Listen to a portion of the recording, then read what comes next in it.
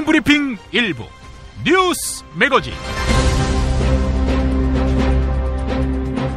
2016년 7월 16일 토요일에 김용민의 뉴스 매거진입니다. 물에 술 탄 듯 술에 물 탄 듯 맛을 잃은 제1야당에 활력을 불어넣을 때입니다. 좋은 기회가 다가오고 있죠. 다음 달 27일에 열리는 당대표 선출을 위한 더불어민주당 전당대회가 그렇습니다. 이재명 성남시장이 이르면 오늘 출마 여부를 결정할 것으로 전해졌습니다. 현재 추미애 송영길 의원이 출마를 선언하고 양강 체제를 구축한 상태인데 큰 변수가 됐습니다. 그래서 김용민 트위터에서 물어봤습니다. 누가 당대표감이냐라고 말이죠. 2% 이종걸, 3% 송영길, 16% 추미애, 그리고 나머지 79% 이재명, 이렇게 나왔습니다. 오늘 새벽 2시 반까지 3,351명이 참여했습니다. 이미 예고해드렸습니다마는 다음 월요일, 즉 7월 18일 아침 10시부터 김용민 브리핑 1년 특집 뉴스 아카데미 리세팅 코리아 공개 방송이 있습니다.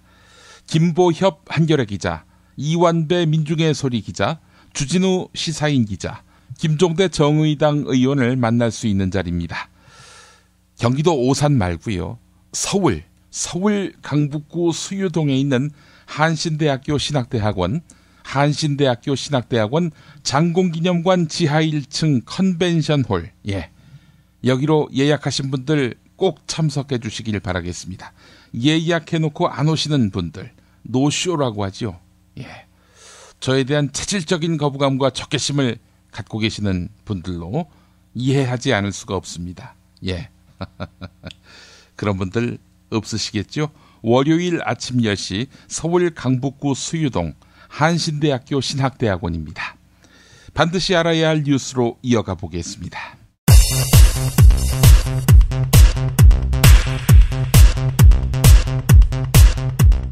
황교안 국무총리가 사드 배치 지역으로 결정된 성주를 찾아 주민들을 설득하려고 했는데 날계란과 물병 세례를 받았습니다. 황교안 총리 일행은 현장을 빠져나가려다 성난 주민들에게 둘러싸여 6시간 가까이 버스 안에 갇히기도 했습니다. 내년 최저임금을 결정하는 제13차 전원회의가 어제 낮 5시에 시작돼서 마라톤 협상을 이어갔지만 근로자위원회 퇴장으로 결렬됐습니다. 근로자위원이 퇴장하면 공익위원들 뜻대로 결정할 것으로 보이는데요. 공익위원들은 내년 최저임금 하한선으로 6,253원을, 상한선으로 6,838원의 중재안을 내놓았습니다.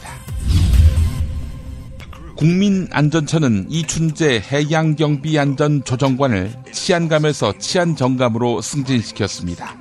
치안정감, 해경에서 청장 한 명뿐인 치안총감 바로 아래 직급입니다.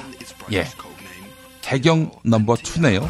자, 그런데 이춘재 씨, 이 사람은 세월호 참사 당시 경비안전국장인데 침몰 상황 보고를 받고도 퇴선 명령 등의 조치를 제대로 취하지 않았다는 의혹을 받고 있습니다.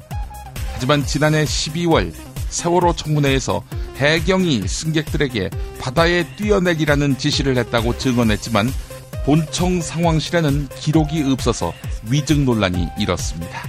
청문회 당시 상황 들어보겠습니다. 123 정장이 사람 하나도 안 보입니다라고 얘기하는데 명단 작성됐습니까? 라는 질문을 해요. 거기다 대놓고요. 그 부분은 그 통화를 했던 사람은 의도를 한번 알아볼 필요가 있겠습니다. KBS가 이정현, 김시곤 녹취록에 대해서 침묵하고 있다는 내용으로 외부 매체에 기고한 정연욱 KBS 기자를 제주방송총국으로 전출시켰습니다. KBS 새노조는 부당한 인사라는 입장을 내놓았습니다. 포켓몬고 게임 다운로드한 사람만 80만 명으로 추정됩니다. 그런데 속초 외에는 게임하기가 쉽지 않으니까 가짜 외국 계정을 만들거나 검증되지 않은 파일을 이용해서 게임 앱을 설치하는 이들이 늘고 있습니다. 그런데 이 과정에서 악성 코드 감염이 발생할 수 있는데 지난주에 이미 드로이드 잭이라는 악성 코드가 발견됐습니다. KBS와 인터뷰한 한 이용자의 목소리 들어보시겠습니다. 인터넷을 통해서 많은 자료를 조사하다 보니까 GPS를 의뢰해서 하는 방법이 있더라고요. 그래서 그런 방식을 이용해서 게임을 즐기게 되었습니다.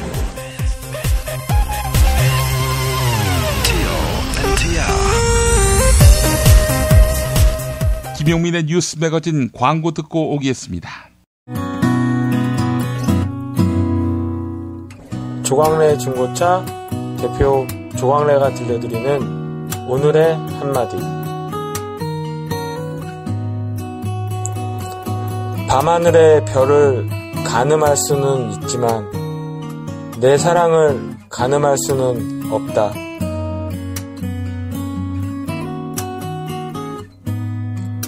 조광래 중고차의 대표번호는 1800-9538. 고맙습니다.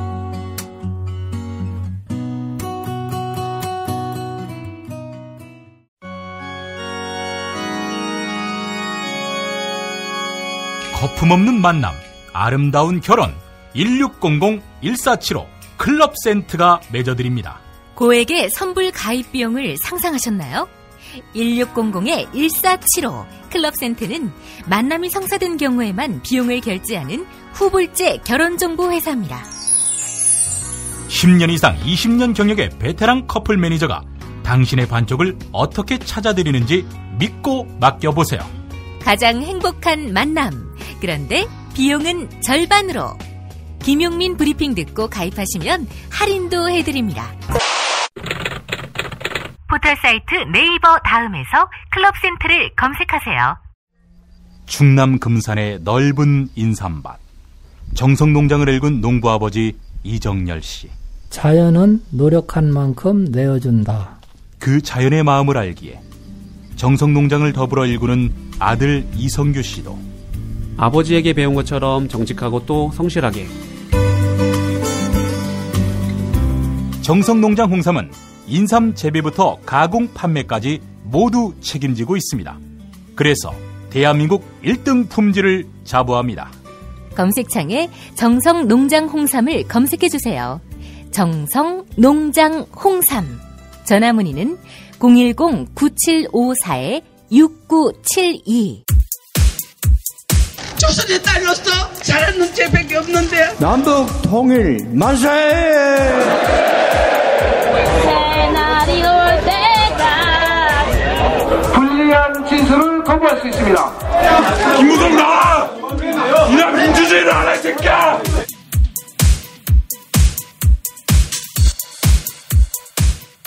뉴스는 현장이다로 이어갑니다. 정부가 사드 설득에 총력전을 펼치고 있지만 경북 성주 군민들의 전자파 우려를 해소하기엔 여전히 미흡합니다. 사실 전자파 때문만은 아니지요. 자신의 삶에 영향을 미치는 사안이 밀실에서 일방적으로 이루어진 사실, 이것에 군민들은 분노하고 있습니다. 사드 배치에 따른 인체 유해성과 환경 영향 평가는 사전에 이루어지지 않았습니다. 지방자치단체장에게도 정부 발표 5시간 전에야 통보하고 그 흔한 주민설명회 한번 없었습니다. 이런 가운데 경북 성주를 맨몸으로 찾아갔으니 원성을 살 수밖에요. 성주군청에서 했던 황교안 총리의 발언 들어보겠습니다. 군민 여러분, 죄송합니다.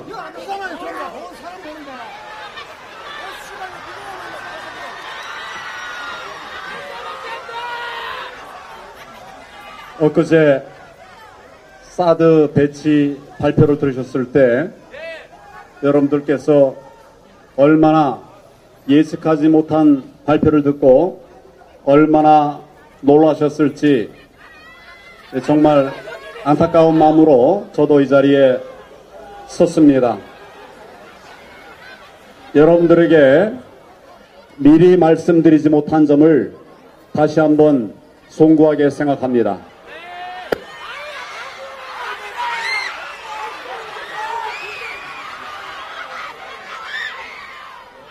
지금 북한이 하루 멀다 하고 핵 도발을 쓰고 있습니다.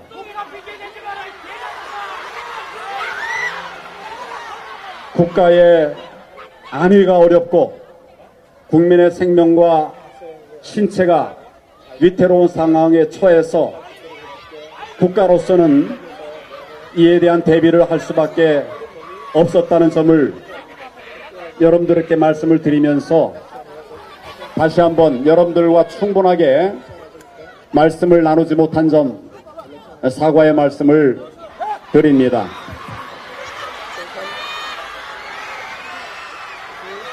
오늘 저와 정부 관계자, 국방장관 등을 비롯한 정부 관계자가 여러분들에게 그 배경에 대해서 말씀을 드리고자 합니다. 저도 이 경북에서 근무를 했습니다. 이쪽 사정도 잘 알고 성주의 정서도 잘 압니다. 성주는 일제 치하에서 유림과 함께 우리 독립초원소를 만들어서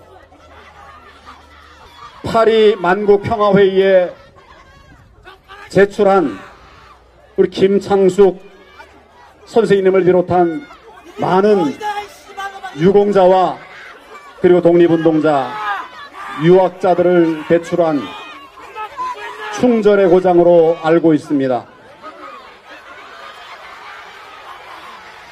이러한 성주가 사드 배치 지역으로 발표된 이후에 지역 주민들께서 차도로 많은 우려를 하고 계시는 것을 잘 알고 있습니다. 정부는 주민 여러분들께서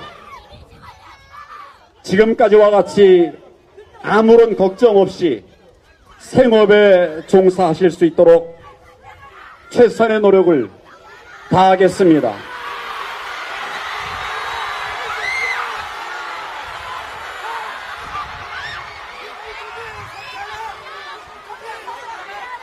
저는 총리로서 무엇보다도 이 지역 주민들의 안전에 대해서 생각하고 고민하고 있습니다.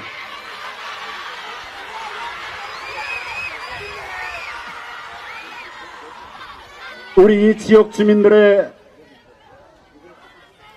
안전과 또 인체의 확실한 보장, 그리고 농작물 등의 안전에 이르기까지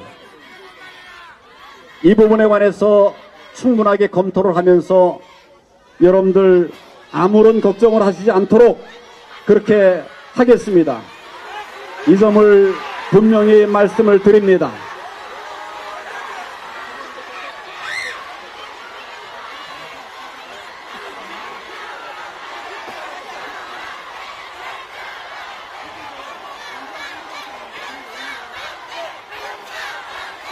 어제 국방과학연구소에서 사드 레이더와 아주 비슷한 그린파인 데이터에 대해서 전자파 강도를 검사한 결과가 나왔습니다. 그 결과 우리 인체 보호 기준보다는 훨씬 낮은 그런 평가가 나왔습니다. 그러나 그럼에도 불구하고 정부에서는 이 부분에 관해서 정말 10번, 100번 점검하고 살펴서 여러분들의 안전에 위험이 없도록 최선을 다하겠습니다.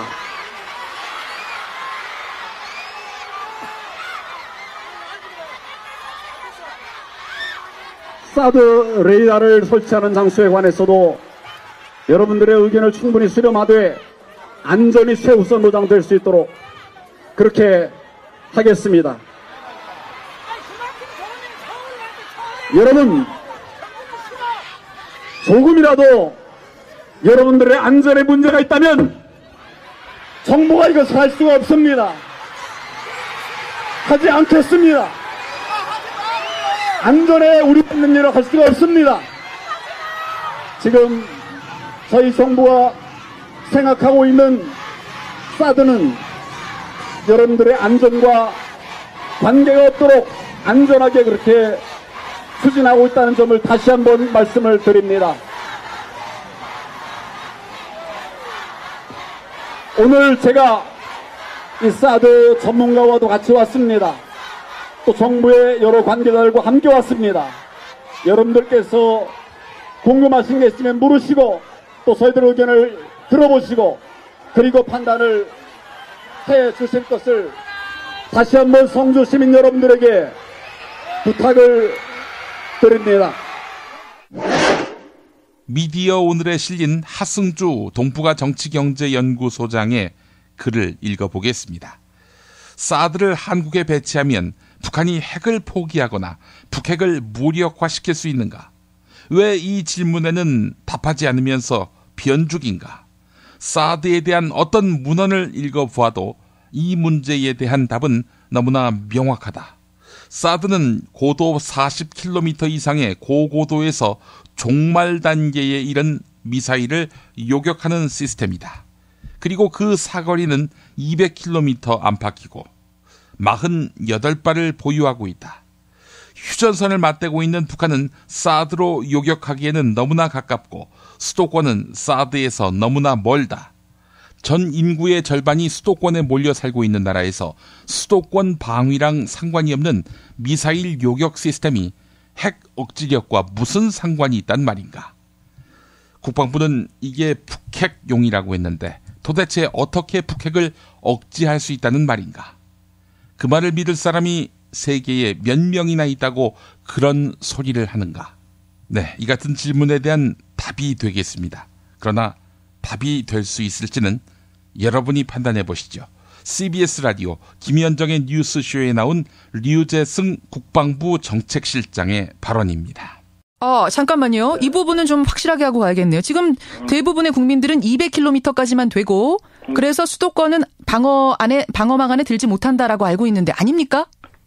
예, 수도권은 지금 북한이 배치 운영하고 있는 탄도미사일 중에 100 내지 200km 안에 하고 있는 것이 스커드 계열 탄도미사일입니다. 이 스커드 계열의 미사일이 지리적으로 수도권에 근접해 있어요. 그래서 이것은 우리 수도권을 공격할 경우 이것으로 북한이 공격할 경우에 비행 고도가 낮고 비행 시간이 짧아서 사드보다는 패트리어트 미사일이 가장 적합한 대응 체계입니다. 사드보다 패트리어트가 적합한 게 아니라 어차피 사드로는 그거 못 맞추는 거 아닙니까? 아닙니다. 그 사드도 수도권 방어를 위해서 운용될 수 있는데 사드보다는 패트리어트가 수도권 방어에 적합하다는 것이죠. 더욱더. 아니 근데 사드는 고도 40에서 150km 사이에 있는 것들만 요격할 수 있는 그야말로 고고도 미사일 방어 체계 아닙니까? 바로 그죠. 근데 미국에서 단거리인 수도권 쏘면서 그렇게 높이 고각으로 미사일을 올릴 이유가 없고 결국 사드는 수도권 방어에는 필요하지 않은 무기 체계 아니냐 이런 얘기 아닌가요? 필요하지 않다고 단정하는 것은 적절치 않으시고요. 패트리어트보다는 효과적이지 못하다 하는 것이고 지금 아니 근데 효과적이지 못한 것을 그러면은 이렇게 중국과 러시아를 자극해가면서 놓는 이유는 뭔가요? 아니요. 근거리 그러니까 적의 미사일 사거리가 짧은 것에 대해서는 패트리어트보다 효과적이지 못하다는 것이고 이 사드는 기본적으로 말씀하신 대로 40km를 기준으로 그 이상에서 요격하는 무기체계 아닙니까? 그렇죠. 고도를 높여서 그리고 패트리어트는 40km를 기준으로 그 이하에서 요격하는 무기체계입니다. 어느 고도에서 요격하느냐의 문제이지 적합하냐 아니냐의 그 조건을 얘기할 때는 그것은 적의 미사일 배치 운영 지점 그리고 이 무기체계의 성능 이런 것들이 다 같이 함께 고려가 돼야 되는 그런 것입니다. 그러니까 혹시라도 수도권으로 미사일을 쏘는데 북한이 높이 올렸다가 떨어뜨리는 방식을 쓸 경우에는 그때는 사드도 이용할 거다. 하지만 뭐 그런 경우는 사실은 비현실적인 가정 아닙니까? 결국 수도권 방어를 위해서는 이제 다 따로 증강을 해야 되는 이런 상황. 그런데 중국과 러시아는 성주에 이 사드 배치하는 것 때문에 상당히 자극받아서 경제보복, 군사보복 얘기까지 하고 있는 상황. 그러면 과연 이게 득실을 따졌을 때 득이 더 많은 거 맞냐? 실이 더 큰 것 아니냐? 이런 얘기가 나오는 거 아니겠습니까? 물론 무기란 게 하나라도 더 있으면 더 좋겠지, 안보적으로는. 하지만 득실을 따졌을 때 이게 과연 옳은 선택이냐? 어떻게 보세요? 저는 국민의 안전, 그리고 국가 안위를 지키는 것보다 더 중요한 가치는 없다고 생각을 하고요.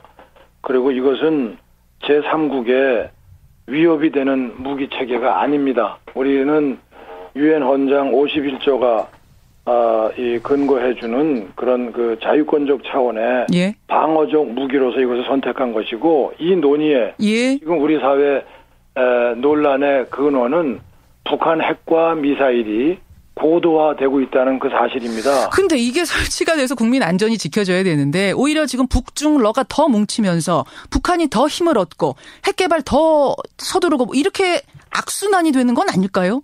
네, 저희는 지금까지도 그래 왔지만 주변국에게 저희의 입장을 좀 더 충실히 설명을 하고, 이것이 우리 국가의 안위와 국민의 생명을 지키는 자유권적 방어 조치다. 그리고 이 무기 체계는 공격 무기가 아니고 방어 무기다라는 점을 당당하게 설명할 것입니다. 한민구 국방부 장관은 사드 배치 발표 3일 전 국회 대정부 질문에서 사드 배치 여부와 사드를 어디다 배치할 것인지에 대해서 결정된 바 없다, 보고받은 바 없다, 이렇게 답변했습니다. 사드 배치 결정을 전격 발표하면서도 배치 지역은 수주 내에 발표하겠다 이러면서 보류했는데 불과 닷새 만에 지역까지 발표했습니다. 도무지 신뢰를 주지 못하고 있는 한민구 장관. 네, 한민구 장관만의 문제일까요? 아닌 것 같습니다. 국가 국방안보 시스템이 통째로 고장났다는 진단이 있었습니다. 오마이뉴스 장윤선의 팟짱에 나온 김종대 정의당 의원과 홍익표 더불어민주당 의원의 발언 들어보시겠습니다. 이 재앙의 시작은 사드가 시작이 아니었어요. 저는 재작년 12월에 한미일 정보 강화 양해각서 체결인데 제가 왜 그 사건을 언급하냐 하면은 한민구 국방장관이 국회에 와서 12월에 증언했던 것은 곧 차관급 회의가 열릴 겁니다. 거기서 비준 서명을 할 건데 올해 안에 못 합니다. 내년에 할 겁니다. 이랬거든요. 그런데 무슨 일이 일어났느냐.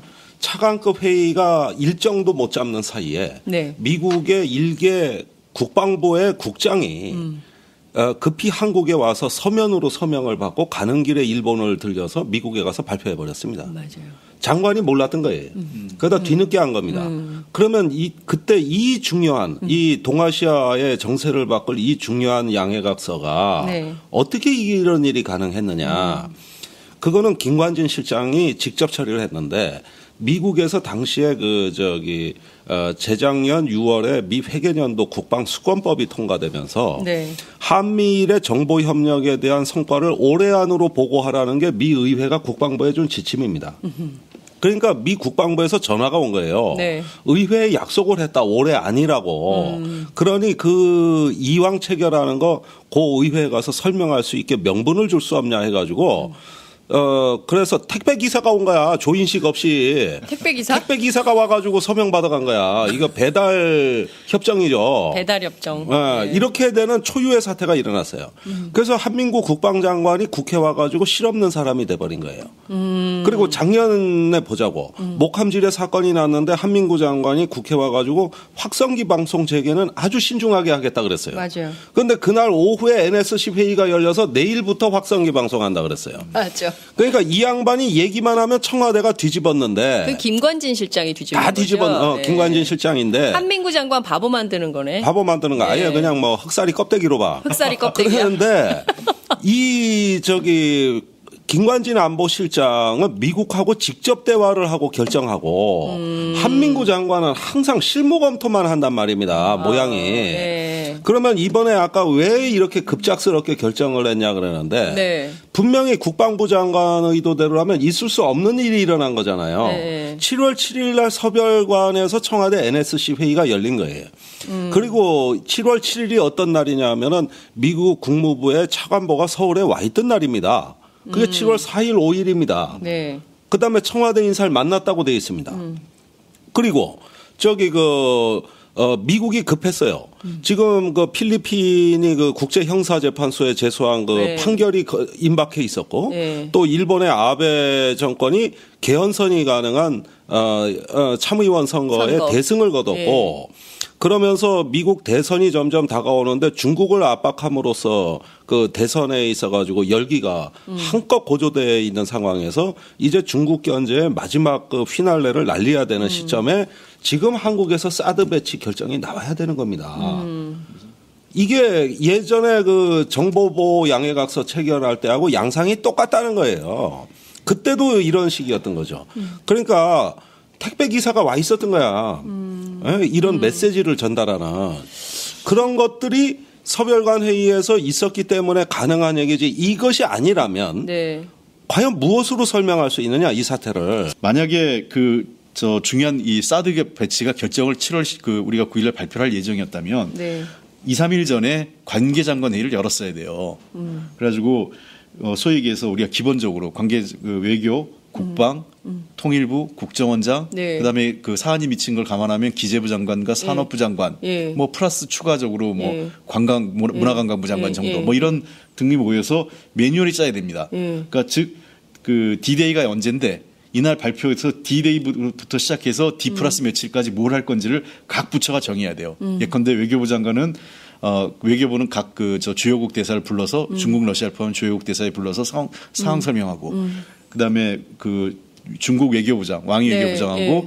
통화를 하거나 이런 일정들을 미리 선약을 잡아놓는 거예요. 발표하고 약속을 잡는 게 아니라 미리 약속을 다 잡아놓고 설명을 해야죠. 설명을 하고 그다음에 기재부 장관은 정경련에서 예를 들면 주요 그 우리 CEO나 오너들을 불러다 놓고 경제에 대한 안심을 시킨다든지 거시경제회의를 딱 연다든지 뭐 그 실제로 그게 효과를 거두냐 안 두느냐가 문제가 아니라 정부는 그런 행동을 매뉴얼에 따라 해야 되는 거예요. 그게 그러니까, 기본 아니에요? 그렇죠. 근데 여기는 발표되고 난 다음에 그제서야 모여가지고 회의를 하고 뭘 해야 되느냐 그때부터 논쟁이 시작되는 거예요. 경제보복 없대는 거 아니에요. 그러니까 그 우려는 하고 있어요. 아니, 정확히 얘기하면 모른다예요. 모른다. 지금 정부가 이 중국의 경제보복에 대해서 내놓는 태도가 뭐냐.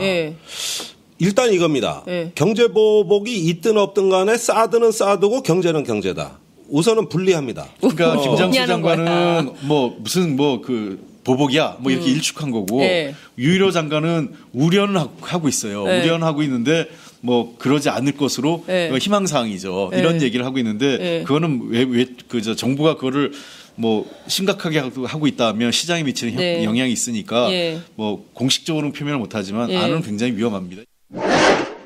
새누리당 친박계 이장우 의원, 김무성 전 대표가 지지자들과 대규모 만찬 모임을 가진 것과 관련해 지금 그렇게 호화롭게 밥을 먹을 때가 아니다 이렇게 비판했습니다.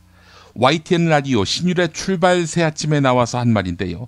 당 대표까지 하신 분이 여러 가지 말씀을 하셨는데 아주 부적절한 말씀을 너무 많이 했다 이렇게 말했습니다. 아주 부적절한 말씀이 무엇인지 이장우 의원 발언을 들어보시겠습니다. 저는 말이죠. 백서를 발간해서 지금 선거 패배의 원인을 얘기를 하는데 어제 김무성 전 대표께서 1,500명 가까이 모아놓고 식사를 했다는 거 아니에요? 지금 그렇게 호화롭게 밥을 먹을 때가 아닙니다. 당 대표까지 하신 분이 그리고 어제 뭐 여러 가지 말씀을 하셨던데 아주 부적절한 말씀을 너무 많이 하셨어요. 예를 들면요. 왜냐하면 지난 선거의 가장 큰 책임은 당을 총지휘했던 대표에게 가장 크게 있는 겁니다. 이런 것들을 다른 정치 세력에게 돌리고 뭐 여러 가지 얘기를 하셨는데 지난 총선은요 가장 큰 책임이 당 대표에게 있고요. 그런 당 대표 선거를 참패를 한 당 대표가 자숙할 상황이 해야 되는데 자숙하고 성찰하고 이래야 되는데 1,500명씩 모아놓고 아주 구체적인 이런 행태를 하는 거에 대해서 참으로 저는 대단스럽다고 생각했습니다. 예, 그러니까 호화롭게 정치할 때는 아닙니다. 예, 그러니까 뭐 책임을 지지도 않고, 예. 그리고 이 선거 책임은 또 다 자유롭지 않습니다. 예. 저를 포함한 모든 새누리당 구성원이 다 함께 반성해야 될 일이거든요. 예. 근데 지난 그 선거에서는 가장 큰 저는 문제가 당 지도부의 리더십이 부족했다 이렇게 보고요. 예. 또 한편으로는 뭐 180석을 얻을 수 있다고 김무성 대표가 막 돌아다니며 말씀하셨거든요. 예. 여기에 국민들이 더 오만했다 이런 것도 있었고 또 상향식 공천이 지고지순한 공천 제도인 것처럼 해서 그런 프레임에 갇혀가지고 예. 정말 새누리당의 인재를 전략적으로 투입하지 못하고 아하. 또 공천할 때의 어떤 그런 행태 여러 가지가 복합됐다고 봅니다. 또 나중에 직인을 감추고 뭐 부산으로 갔다든가 이런 행태들 때문에 이게 대패한 것인데 이런 것들을 어떤 특정 정치 세력의 프레임을 가한다. 저는 이렇게 하는 거야말로 있을 수 없는 일이라고 보고 우리 모두가 공동 책임을 지고 다시 이 당을 어떻게 개혁하고 이 당을 어떻게 쇄신해서 정권 재창출을 할 것인지 어떻게 통합할 것인지 김무성 전 대표도 이 당을 어떻게 하면 통합할 것인지 또 어떻게 하면 이런 갈등을 취할 것인데 뭐 비주류가 단합시키고 이런 전당대회를 앞두고 이런 행사를 하는 거야말로 예. 있어서는 안 된다 이렇게 봅니다. 단합이 아니라 어제 뭐 대선 출정식이라는 얘기도 있던데. 지금이 그럴 때가 아니지 않습니까? 그러면 대선 후보감으로서 김무성 대표 책임도 안 지고 그러니까 대선 후보감 되기 힘들다 이렇게 보시는 거예요? 저는 지금 그런 행태로 가시면 예. 대선 후보 될 수 없다고 봅니다. 넥슨으로부터 뇌물로 공짜 주식을 받은 혐의로 긴급 체포된 진경준 검사장에게 구속영장이 청구됐습니다. 한진의 내사 종결을 대가로 해서 한진으로 하여금 천암 회사에 일감을 몰아주도록 한 혐의도 새롭게 적용됐는데요. 피의자 신분으로 검찰청사에 출두할 당시 목소리를 들어보겠습니다. 의혹 시인하신 이유가 뭡니까? 죄송합니다.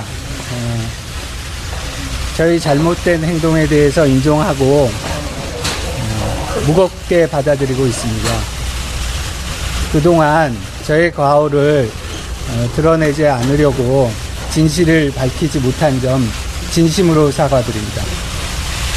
계속 거짓말 하시다가 결국 김정주 대표하고 가족 지키려고 자수서 낸 거 아닙니까? 조금만 더 질문 받고 가세요. 네, 조금만 더 부탁드리겠습니다. 앞에 좀 나오세요. 김 대표랑 가족 지키려고 자수서 낸 거 아닌가요? 저는 이미 자수서를 제출하였고 오늘 조사 과정에서 사실대로 모두 밝히겠습니다. 고위공직자인데 왜 이렇게 여러 번 거짓말 하셨어요? 거듭 죄송하다는 말씀 드리겠습니다. 지금도 일부러 공소시효 지난 것만 인정하는 거 아닙니까? 자, 미궁 장사랑. 요건 내가 할 말이 있어요. 똥은 싸고 다니냐? 미치도록 싸고 싶다. 빅동의 추억. 미궁 장사랑! 구렁이 똥 이뻤다. 장이 살아야 내 몸이 산다. 혈중 콜레스테롤 개선과 배변 활동에 도움을 주는 건강기능식품입니다. 빅동의 추억. 미궁 장사랑. 지금 검색창에 미궁 장사랑을 검색하세요. 이건 제가 써보니까 효과가 있는 것 같아요. 야, 이 부장! 네가 부장이면 땅이야? 뭐? 저 인간 저건 쟤 오늘도 술술 풀리고 안 먹고 회수 갔냐? 내일도 신체 상태로 출근하겠구만. 아유. 고려 생활건강 술술 풀리고 음주전 한포가 당신을 지켜드립니다. 특허받은 천연 유래 성분 숙취 해소제 술술 풀리고를 은하계 최저가로 딴지마켓에서 만나보세요. 야, 이 부장! 네가 부장이면 땅이야? 뭐? 저 인간 저건 쟤 오늘도 술술 풀리고 안 먹고 회수 갔냐? 내일도 신체 상태로 출근하겠구만. 아유. 고려 생활건강 술술 풀리고 음주전 한포가 당신을 지켜드립니다. 특허받은 천연 유래 성분 숙취 해소제 술술 풀리고를 은하계 최저가로 딴지마켓에서 만나보세요. 아이고, 아우 덥다 더워. 이제 우리 몸 생각해서 이 보양식이라도 먹어야 되는 거 아니야? 이 장어가 남자한테 좋다는데. 장어도 몸에 좋은 장어 있고 몸에 해로운 장어가 있어. 난 너가 장어를 반길 줄 알았지. 안 반가워. 자, 일단 이거 한 잔 해. 그래. 자, 우와! 이거 저 새싹 땅콩차 아니야? 어떠냐? 와, 이거 저 시원하게 먹으니까 더 좋다. 이거 저 뜨거운 물에 우려서 식힌 거 아니야? 아니야, 그냥 시원한 물에도 잘 우러나와. 큰 물병에 새싹 땅콩차 한 수저 넣고 냉장고에 두고 물 대신 마시면 돼. 오, 굿이야, 굿. 나도 저 여름엔 이렇게 마셔야겠다. 역시 새싹 땅콩차는 전창걸의 새싹 땅콩차야. 맛의 깊이가 달라. 새싹 땅콩차의 효능은 꼭 와이프한테 써라. 야, 전가야, 이거 마시는 거 우리 마누라한테는 비밀이다. 070-8635-1288 전창걸닷컴.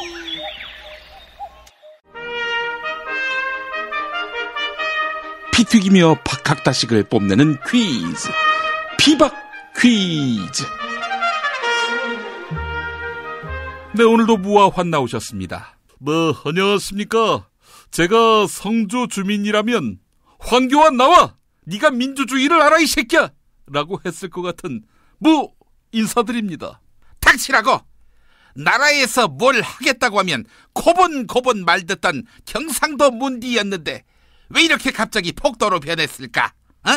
아마도 종북 좌파의 반정부 투쟁을 보고 배운 것이 아닌가? 그래서 국가기강의 확립이 그 어느 때보다도 필요하다. 이런 확신을 갖게 된 환 인사드립니다. 야, 이 새끼야, 네 지역구인 경산에 사드가 들어오면 네가 방금 한 말을 똑같이 할 수 있을 것 같아? 요즘 보니까 말이야, 바다가 보이는 쪽으로 사드를 설치해야 한다고 하더만, 괌이나 일본이나 다 바닷가 근처에다 세웠다고 하는데 혹시 당신 지역구인 영도는 어떨까? 새끼, 바닷가라고 다 같은 바닷가야? 야, 안테나 방향을 바다 방향으로 하면은 일본 방향 아니니, 이 새끼야? 일본 방어용으로 사드를 설치하냐? 또 북한과 중국을 견제할 목적이라면서 그러면 안테나 방향을 반대 방향, 즉 부산 시내, 김해, 창원, 양산 이 방향으로 쏴야 하는데 야, 경상도 전체를 전자파 샤워할 일 있니? 그래, 좋아. 영도에다가 설치하자, 이 새끼야. 무슨 꼴이 나는지. 그럼 어떡해? 중국과 가까우면 안 되고 미군은 보호해야 하고. 방법 좀 얘기해봐. 남 얘기하듯이 하지 말고. 야, 일단 저명한 학자들 섭외해. 그리고 그 학자들한테 전자파가 몸에 좋다, 전자파를 많이 맞아야 아이가 총명해지고 건강해진다, 노인은 오래 산다, 전자파에 비타민 성분이 있다, 이런 구라를 발표하게 하라고. 정말이야? 전자파가 몸에 좋아? 뻥이지, 새끼야. 그런 게 어딨어. 아니, 그러면 아무도 안 믿을 거 아니야. 새끼야, 그 요령이 있으니까 이런 얘기를 하는 거지. 관변학자들을 동원해서 우선 밑밥을 까는 거야.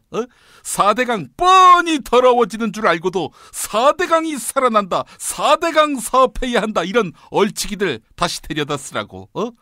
특히 그 대학 교수들, 걔네들은 그 지상파 방송에 한 달만 꾸준하게 나오게 하라고.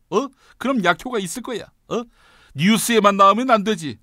연예, 오락, 다큐, 심지어 화면 조정 시간에도 나오게 하라고. 애국가 나올 때도 보여주는 거야. 그리고 B급들 있지, B급. A급이라고 말할 수 없는 애들. 가보면 사무실도 없는데 무슨 연구소장이라고 하는 새끼. 자격증도 면허도 없는 명함만 파고 다니는 시사평론가, 이런 새끼들을 시켜가지고 전자파의 효능이 있다, 이런 걸 막 종편 나가서 홍보하도록 시키라고. 가끔씩 전자파 먹은 참외가 항암 효과가 있다 이러기도 하고. 이 새끼, 너 이 새끼 대권 주자해라. 딱 제격이야.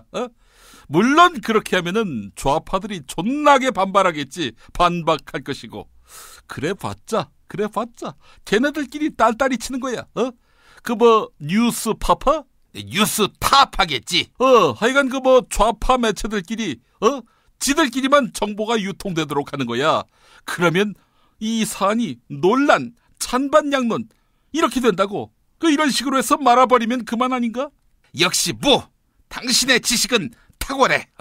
한두 번 해본 사기 기만술이 아닌 것 같은데, 옛말 중에 성중형외라는 말이 생각이 나는군. 성형외과? 성중형외, 마음속에 참된 생각은 자연히 밖으로 드러난다. 이걸 이르는 말이지. 당신 사기치는 걸 보니까 거의 습관을 넘어서 삶의 본질인 것 같다고. 이 새끼 칭찬하는 거야 뭐야? 그나저나 그 황교안 국무총리가 성주에 갔다가 주민들한테 거센 항의를 받았어요. 야, 그게 바로 검사 출신의 한계야. 무슨 소리야? 아니 씨발, 그런 때는 계란도 맞고 밀가루도 맞고 존나게 얻어맞고 와야지. 피 질질 흘리면서 말이야. 뭔가 돌파구를 만들러 갔으면 그래야 하는 거 아니야. 그 지금 성주 주민들 잔뜩 열받게 하고 그리고 도망와? 야, 그 정원식 형이 1991년 강경대 사태 때 돌파구를 마련했잖니. 그때 그 형이 계란 밀가루를 맞으면서 말이야. 근데 황교안이 뭐라고? 고작 버스에 갇혀서 그 안에서 뭐 했냐고? 성주니까 포켓몬고는 못했을 거고 앉아서 애니팡을 했으려나?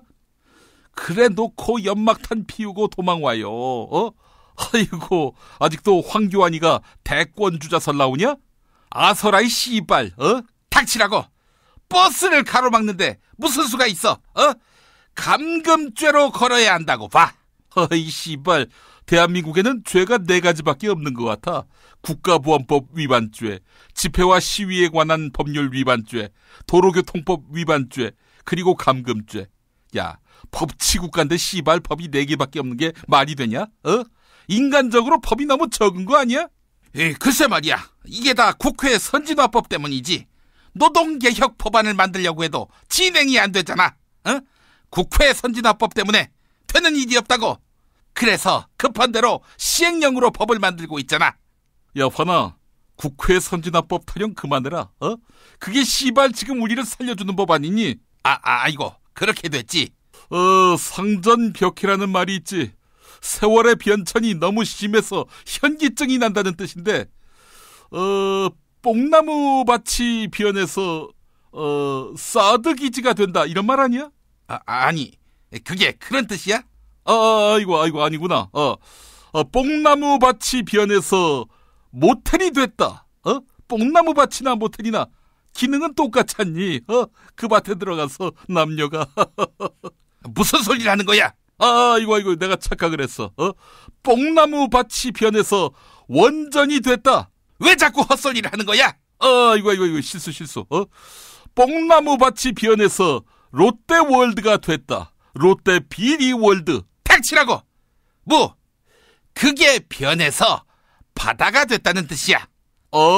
그러면은 뽕나무밭이 변해서 바다가 됐다는 뜻? 아니지. 대마초나무가 변해서 바다가 됐다. 닥쳐 이 새끼야. 희발 새끼들. 이 새끼들 시끄럽게. 야, 그 일생에 도움이 안 되는 전자파가 너희들이냐? 주사파하고 지존파의 버금가는 전자파가 너희들이냐고. 이 새끼들. 오바지요. 전자파라는 파벌이 어디 있습니까? 자, 이님, 더불어민주당이 끝내 사드 관련한 당론을 정하지 않기로 했네요. 전략적 모호성, 그런 말도 하던데. 어떻게 하니? 조선일보가 저렇게 사드가 필요하다고 하는데. 아니, 조선일보가 여기서 왜 나옵니까? 내 방에 들어가 보면은 오늘도 무사히 조선일보에게 안 씹힌 날 해가지고 오늘이 78일째, 내일은 79일째가 되겠지.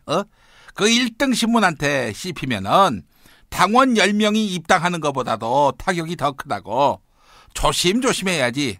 조선일보한테 안 씹히려면은. 한겨레 경향신문한테 비판받으셨을 땐 어땠어요? 야당이 제 역할을 못하고 있다, 이런 취지로 비판 많이 하던데. 걔네들이 뭐라고 떠들건 간에 나는 전혀 신경을 쓰지 않는다고 봐요. 신문이 신문 같아야 말이지. 아이고, 영감님 고맙습니다. 이렇게 사드 파문을 뭉개주셔서. 아이고, 이번에 만약에 제1야당이 사드 문제 갖고 푸닥거리 했으면은 경상도가 힘들었을 텐데. 야, 생각을 해봐. 성주가 만약에 야당 도시가 돼봐. 씨발, 대책이 없지. 영감님, 그냥 대선 때까지 쭉 더민주 대표하시면 안 돼요? 요즘처럼 영감님의 존재감이 빛나는 때가 없었어요. 야, 뚱보야, 그거 들었지? 그거 봐. 이렇게 그 새누리당 지지자들까지 끌어들일 수 있는 그 능력과 외연과 인품이 그 나한테 있다고 봐요. 아니, 무슨 그런 얘기를 하세요? 이분들이 대선 때 인님이 후보가 되면은 인님을 찍을 것 같아요? 아니, 그 수준 낮은 것들이 그 나를 안 찍었을 적에는 그 누구를 찍어? 이해찬 의원보다 수준 높으신 분이 왜 1988년 총선 때 관악에서 낙선하셨습니까? 그거는 그 동네가 달동네가 많고 무식한 인간들이 너무 많아서 떨어진 거지. 날 몰라보고 정상적인 사고를 하는 놈들이 어떻게 나를 안 찍을 수 있겠어? 맞아. 영감님 말고 누가 있니? 그리고 영감님이 보수다, 전두환 똘만이다 그러는데 제1야당 후보가 되면 다 찍어야지. 어떻게 할 거야? 아이고, 우리 영감님한테 몰표가 나올까봐 걱정이네. 영감님 파이팅! 파티 똥보 새끼야. 이님, 야당도 이제는 못 믿겠다면서 지지를 철회하는 사람들이 늘고 있어요. 이님의 그 꼰대 정치 때문에 말입니다. 이젠 좀 그만하세요. 아이 씨발 새끼, 이 족같은 새끼, 너 이 씨발 어디서 그 내 앞에서 혈기를 확 세워? 너 이 새끼 그거 잘하면 치겠다. 이 새끼 그 남성 호르몬이 왜 갑자기 치솟나 봤을 적에는 그 전창걸의 새싹당 공짜 맛이지 이 새끼야. 뜨거운 물에 우리지 않아도 냉수에 타먹어도 남자한테 좋은 070-8635-1288로 연락해서 구매했을 거 아니야 이 새끼야. 그거 먹고 나한테 지랄하지 말고 네 마누라한테나 잘해 이 새끼야. 아니 거기서 마누라가 왜 나와요? 너 이 새끼 네 마누라가 그러더라. 새벽부터 드릴로 바닥을 뚫는 소리가 나서 이게 웬 아닌 밤중에 궁상인가 봤더니 똥보 니 코 고는 소리였다고. 난 살다 연장하고 드릴을 성대모사 하는 새끼는 처음 봤네. 야, 이 새끼야 적당히 해. 아니 그게 퀴즈하고 무슨 상관이 있습니까? 너 이 새끼 니 빤스 빨 때 세탁소에 맡기는 거 알아? 너무 커서 세탁기에 안 들어가니까. 그만하세요. 이 새끼 할 말이 없으니까. 오늘 문제는 주말을 맞아서 영화 퀴즈를 낼까 해요. 피서객을 삽시간에 공포로 몰아넣었던 영화 하면은 조스가 있죠. 조스 이후로 상어를 소재로 한 스릴러 영화 요즘 개봉해서 화제인데, 의대생 낸시가 전혀 예상치 못했던 상어의 습격으로 해변에서 200m 떨어진 작은 암초에 고립이 된다고 봐요. 근데 만조가 되면은 어떻게 되겠어? 물이 차오르면은 상어가 덮칠 거 아니겠어? 자, 이런 줄거리의 영화 제목은 무엇일지 오늘의 문제라고 봐요. 예, 정답! 네, 환빨랐습니다. 정답은요? 여름바다의 조스라. 여름에 딱 보기 좋은 영화지. 야, 너는 비키니 때문에 보잖니? 맞지 이 새끼야? 닥치라고! 자, 정답은 고래사냥. 틀렸습니다. 그러면은 상어 사냥. 역시 아니고요. 이 새끼 문화생활을 해봤어야지. 사회자 바로 정답 가자. 정답은 언더 더 씨. 아닙니다. 언더까지는 맞는데. 그래? 그러면은 언더 우먼. 아닙니다. 언더 우먼 아니었고요. 자, 오늘도 퀴즈 정답은 애청자 여러분의 몫입니다. 선물은 슬픈 대학원생들의 초상 시즌1. 예, 슬픈 대학원생들의 초상 시즌1이란 제목의 책 보내드립니다. 북 에디션에서 제공해 주셨는데요. 자, 대한민국 최초 대학원생들의 리얼 웹툰 슬픈 대학원생들의 초상 시즌1. 착각하지 마. 우린 학생이 아니라 노예야. 대한민국 최초 대학원생들의 본격 리얼 웹툰 슬픈 대학원생들의 초상 시즌1. 교수가 까라면 까야 하는 대학원생들의 삶을 깠습니다. 조교 폭행, 제자 성추행, 논문 도둑질, 이 모든 것들이 아무렇지도 않게 자행되고 있는 대학원생들의 슬픈 자화상을 그린 최초의 본격 리얼 대학원생들의 웹툰 슬픈 대학원생들의 초상 시즌1. 네, 29기 고려대 일반대학원 총학생회가 대학원에서 일상적으로 발생하는 폭력 문제의 심각성과 온갖 비리의 온상이 돼버린 현실을 알리려고 이 웹툰을 만들었습니다. 네, 슬픈 대학원생들의 초상 시즌 1 여러분의 많은 관심 바랍니다. 자, 두 분의 정답자 골랐습니다. 와글어사님. 네, 댓글을 보니까 와글어사님 이제 그만 정답 올리세요. 이런 글이 달릴 정도입니다. 소개하겠습니다. 정답 포켓몬고. 네, 맞히셨습니다. 동아일보의 신나는 공부 기사를 보고 경악했습니다. 실시간 감시하고 경쟁하면서 자극받아요. 이런 기사 제목에 동아일보가 가진 교육관과 제가 생각하는 교육관에는 엄청난 차이가 있음을 느꼈습니다. 중학교 아이들이 경쟁에 내몰려서 공부만 하는 것도 안쓰러운데 스스로를 감시의 한가운데로 내몰면서 서로 경쟁하다니. 이들은 중학교에서 앞으로 사회에 서겪을 감시와 무한 경쟁을 학습하고 있구나, 이런 생각을 하게 되니 참으로 암담했습니다. 어린 학생들에게 꿈과 희망보다는 무한 경쟁과 감시가 공부의 동기가 돼버린 사회에 우리가 살고 있는 모양입니다. 자율이 아닌 감시에 의한 타율을, 상생이 아닌 무한 경쟁을 중학교 때부터 학습하는 아이들이 맞이할 미래는 과연 어떨까요? 민중을 개, 돼지로 보는 정책 이반자가 밉습니다. 이런 글 남겨주셨습니다. 네, 감사합니다. 자, 봄범님도 정답자입니다. 포켓몬고 정답 맞히셨습니다. 어제 성주에 계시는 할머니들이 박근혜의 사진을 내리는 것을 보고 깜짝 놀라서 뒤로 자빠졌습니다. 세상에, 북한도 아니고 지금이 2016년 맞나? 이런 생각이 들더군요. 어휴, 사진도 겁나 크더만. 네, 별 내용 아닙니다만은 정답자가 많지 않아서 봄범님도 정답자가 되셨습니다. 앞으로 분발 부탁드리겠습니다. 피바 퀴즈 마칩니다.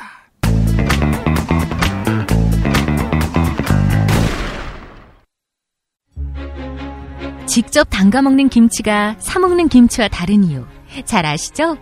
내 눈으로, 내 손으로 골라야죠. 우리 걸로요. 한 포기 한 포기 직접 손으로 소금을 뿌려 절이는, 가장 깨끗한 손으로 정성과 진심을 담아 이 김치 쥐앗으로 못 써요. 나쁜 병균 틈타지 말아야 하니까. 건강을 위해 소금은 적당히, 그러나 맛깔나게. 내 가족이 먹을 김치니까. 가족이 먹는 김치를 하나 더 만든다는 심정으로 만든 김치, 이담채 김치. 입맛 까다로운 김어준 딴지일보 총수의 한마디. 제가 이 김치의 맛을 보증합니다. 정말 맛있어요, 이 김치는. 포털 사이트 검색창에 이담채를 입력하세요. 전화번호는 1544-4586 1544-4586. 서울, 경기, 인천 지역의 신축 빌라 정보 빌라타임즈 하나면 됩니다. 현장 나와주세요. 네, 여기는 새로 오픈한 현장입니다. 여기만이 아니라 분양 마감 현장이라면 빌라타임즈의 레이더를 피할 수 없습니다. 빌라타임즈 정보는 알찹니까? 당연합니다. 현장에서 직접 촬영한 퀄리티 높은 사진 여러 장이다. 지도 서비스, 무료 투어 서비스, 무료 상담 서비스까지. 빌라타임즈 짱이죠? 그러다 허위 매물 걸리면요? 포상금 100만 원 약속합니다. 수도권 빌라에 관한 정직한 정보를 모았습니다. 빌라타임즈. 인터넷에서 만나세요. 박근혜 왜 저러지?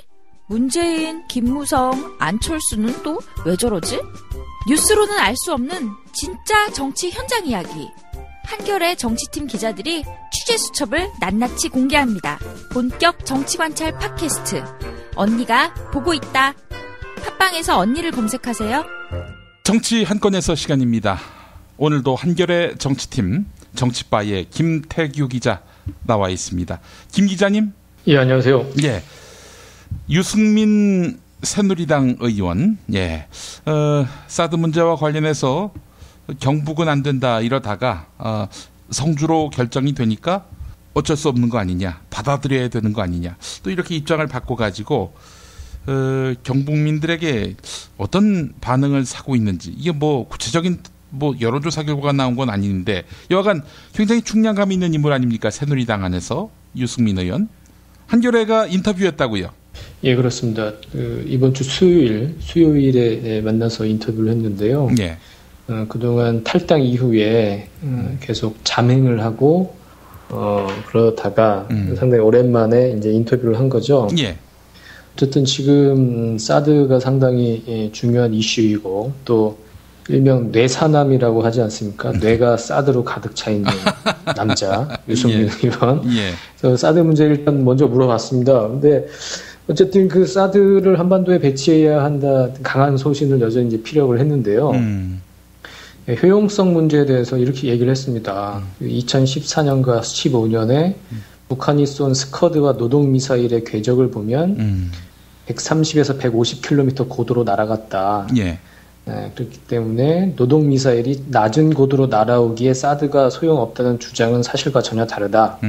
이 미사일에 핵탄두를 장착하면 서울과 제주 등 어디든지 떨어뜨릴 수 있다. 이렇게 얘기를 해서 사드가 필요하다고 얘기를 했는데 다시 한번 얘기를 하지만 미사일이라는 건 포물선을 그리면서 날아가는 거고 고도가 높다는 것은 사정거리가 길다는 얘기거든요. 그러니까 고도가 130에서 150km 고도로 날아갔다는 것은 이미 한반도를 벗어난 대륙간 탄도탄을 얘기하는 거기 때문에 이 주장이 제가 보기엔 안 맞는 것 같은데 계속 이렇게 주장을 하면서 사드가 계속 필요하다고 얘기를 하고 있고요. 계속 그 국회 국방위원을 지냈던 유승민 의원 아닙니까? 예, 그렇습니다. 누구보다도 이 분야에는 전문가일 텐데 왜 그런 엉뚱한 주장을 하는지 모르겠네요. 예, 본인은 8년 가까이 국방위원회에 있으면서 사드를 일관되게 요구했다고 얘기를 하고 있고요. 그리고 이것은 우리 영토와 국민의 생명을 보호하는 거기 때문에 통제권도 우리가 가지고 우리가 또 사야 한다. 지금 미국이 들여오는 게 아니라 아예 우리가 사서 운용을 해야 한다. 이런 주장도 했습니다. 인터뷰에서. 그 한국형 미사일 방어 체계 구축하는데 17조 원이 들어가는데 사드 한 개 포대는 2조 원이면 된다. 그래서 우리 돈으로 사서 운용하는 것이 맞다. 이런 주장도 했고 그 영남 지역 배치에 반대했다는 것은 와전된 거다. 이렇게 해명을 했어요. 자기가 반대한 것은 수도권 상당 부분 보호가 안 되기 때문에 그래서 반대를 한 거고 그런데 사드 배치에 찬성한 사람으로서 특정 지역을 놓고 반대한 것은 전혀 아니다. 이렇게 이제 해명을 했고요. 그 정치적인 문제에 있어서는 내년 대선 출마에 대해서 연말까지는 깊이 고민하고 다른 분들 이야기를 들어볼 계획이다. 이렇게 얘기를 했고 내년 대선의 시대 정신이 뭐냐고 물어봤습니다. 그러니까 그 시대 정신은 정의라고 답을 했고요. 양극화와 불평등을 해결하는 경제정의를 만드는 게 시급하다. 시장개혁, 노동개혁, 교육개혁, 복지개혁 이게 다 경제정의의 범주에 들고 법치주의도 마찬가지다.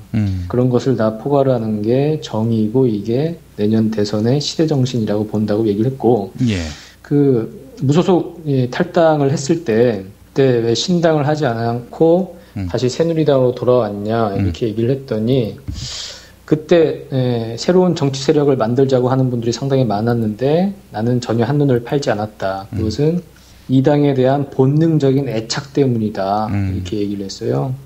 2000년 2월에 입당한 뒤에 저에겐 이 당이 제 집이라는 생각이 강하다. 그러니까 새누리당이 내 거라는 약간 주인의식을 이제 좀 드러난 건데요. 근데 그거보다 더 중요한 것은 이제 보수개혁에 대한 꿈이라고 했습니다. 진보가 급진적인 개혁을 하면 보수가 저항을 하는데 반대로 보수가 합리적인 얘기를 하면 진보가 합의하기가 쉽고 성공 가능성이 높아진다. 그렇기 때문에 보수의 변화가 정말 중요하다고 생각하고 그런 보수개혁에 대한 꿈이 있기 때문에 새누리당을 잘 만들고 싶다. 뭐 이렇게 얘기를 했습니다. 이 정도 얘기를 했습니다. 그렇군요. 여간 이분에게는 국민을 위해서 당을 포기할 수 있는 그런 과단성 이걸 기대하기는 좀 어려울 것 같고 큰 구조의 틀 안에서 정치적 과실, 성과 이런 것들을 만들어내는데 익숙한 구조주의자는 아닌지 하는 그런 생각도 들었고요.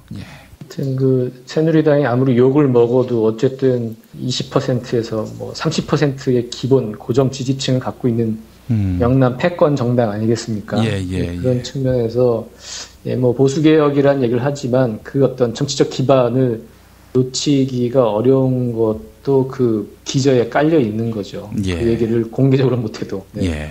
박근혜 대통령에 대해서는 뭐 언급한 바가 없습니까? 예, 박근혜 대통령에 대해서는 지난번에 그 의원단 오찬 때 이제 만났고요. 그때 이제 1년도 넘게 직접 만난 거라고 얘기를 했고, 그 원내대표에서 찍어내기를 당하기 전에 당시에 그 대통령 비서실장한테 대통령을 꼭 뵙고 싶다고 했는데 만날 수가 없었다고 했고요. 예. 그때 사퇴하기 전에 오해를 풀고 싶었는데 그게 잘 안 됐다. 뭐 국회법 개정도 마찬가지고 자기는 그 정도의 야당 요구는 수용할 수 있다고 봤는데 청와대와 생각이 달랐다. 근데 이번에 어쨌든 오랜만에 만났으니 앞으로 시간을 두고 그 원내대표 시절의 일들을 직접 대화하면서 오해하는 부분이 있으면 풀 수 있는 기회가 생길 거라고 본다. 이렇게 어쨌든 관계 개선의 의지를 나타냈습니다. 예, 알겠습니다. 자, 다음 이야기 한번 해볼까요? 그 갤럽에서 주간 여론조사를 하는데요. 이번 주에 가장 핫한 이슈는 이제 사드 배치가 확정된 거니까 예. 그 부분에 대해서 국민 여론조사를 실시를 했습니다. 지난 화요일부터 목요일 3일 동안 전국 성인 남녀 1,004명을 대상으로 이제 이루어졌는데요. 예. 사드 한반도 배치에 찬성하냐 반대하냐 이렇게 물어봤는데 찬성한다는 응답률이 50%, 반대한다는 응답률이 32%였습니다. 그래요? 나머지는 이제 답변을 유보를 했고요. 절반 정도가 이제 찬성을 한다는 거고, 지지 정당별로 보면 새누리당 지지층에서 찬성 응답률이 74%에 달했고, 신기한 것이 국민의당 지지층에서 찬성 응답률이 47%로 반대 응답률이 38%보다 높았습니다. 지금 국민의당은 가장 강하게 사드 배치에 대해서 반대를 하고 있는데 그 지지층에서는 반대보다는 찬성 의견이 더 높다는 것이고요. 예. 그 더불어민주당과 정의당 지지층에서는 반대 응답률이 이제 더 높았습니다. 그 더불어민주당에서는 반대가 50%, 그리고 정의당 지지층에서 58%가 사드 배치를 반대한다고 이제 답을 했고요. 또 이런 이제 질문도 있었습니다. 자신이 사는 지역 근처에 사드를 배치할 경우 이를 수용하겠느냐라고 질문했더니 수용하겠다는 응답이 46%, 그리고 수용하지 않겠다는 응답이 39%였습니다. 수용하겠다는 응답이 더 훨씬 이제 높게 나온 건데요. 우리나라 국민들의 애국심이 상당히 강하신 것 같아요.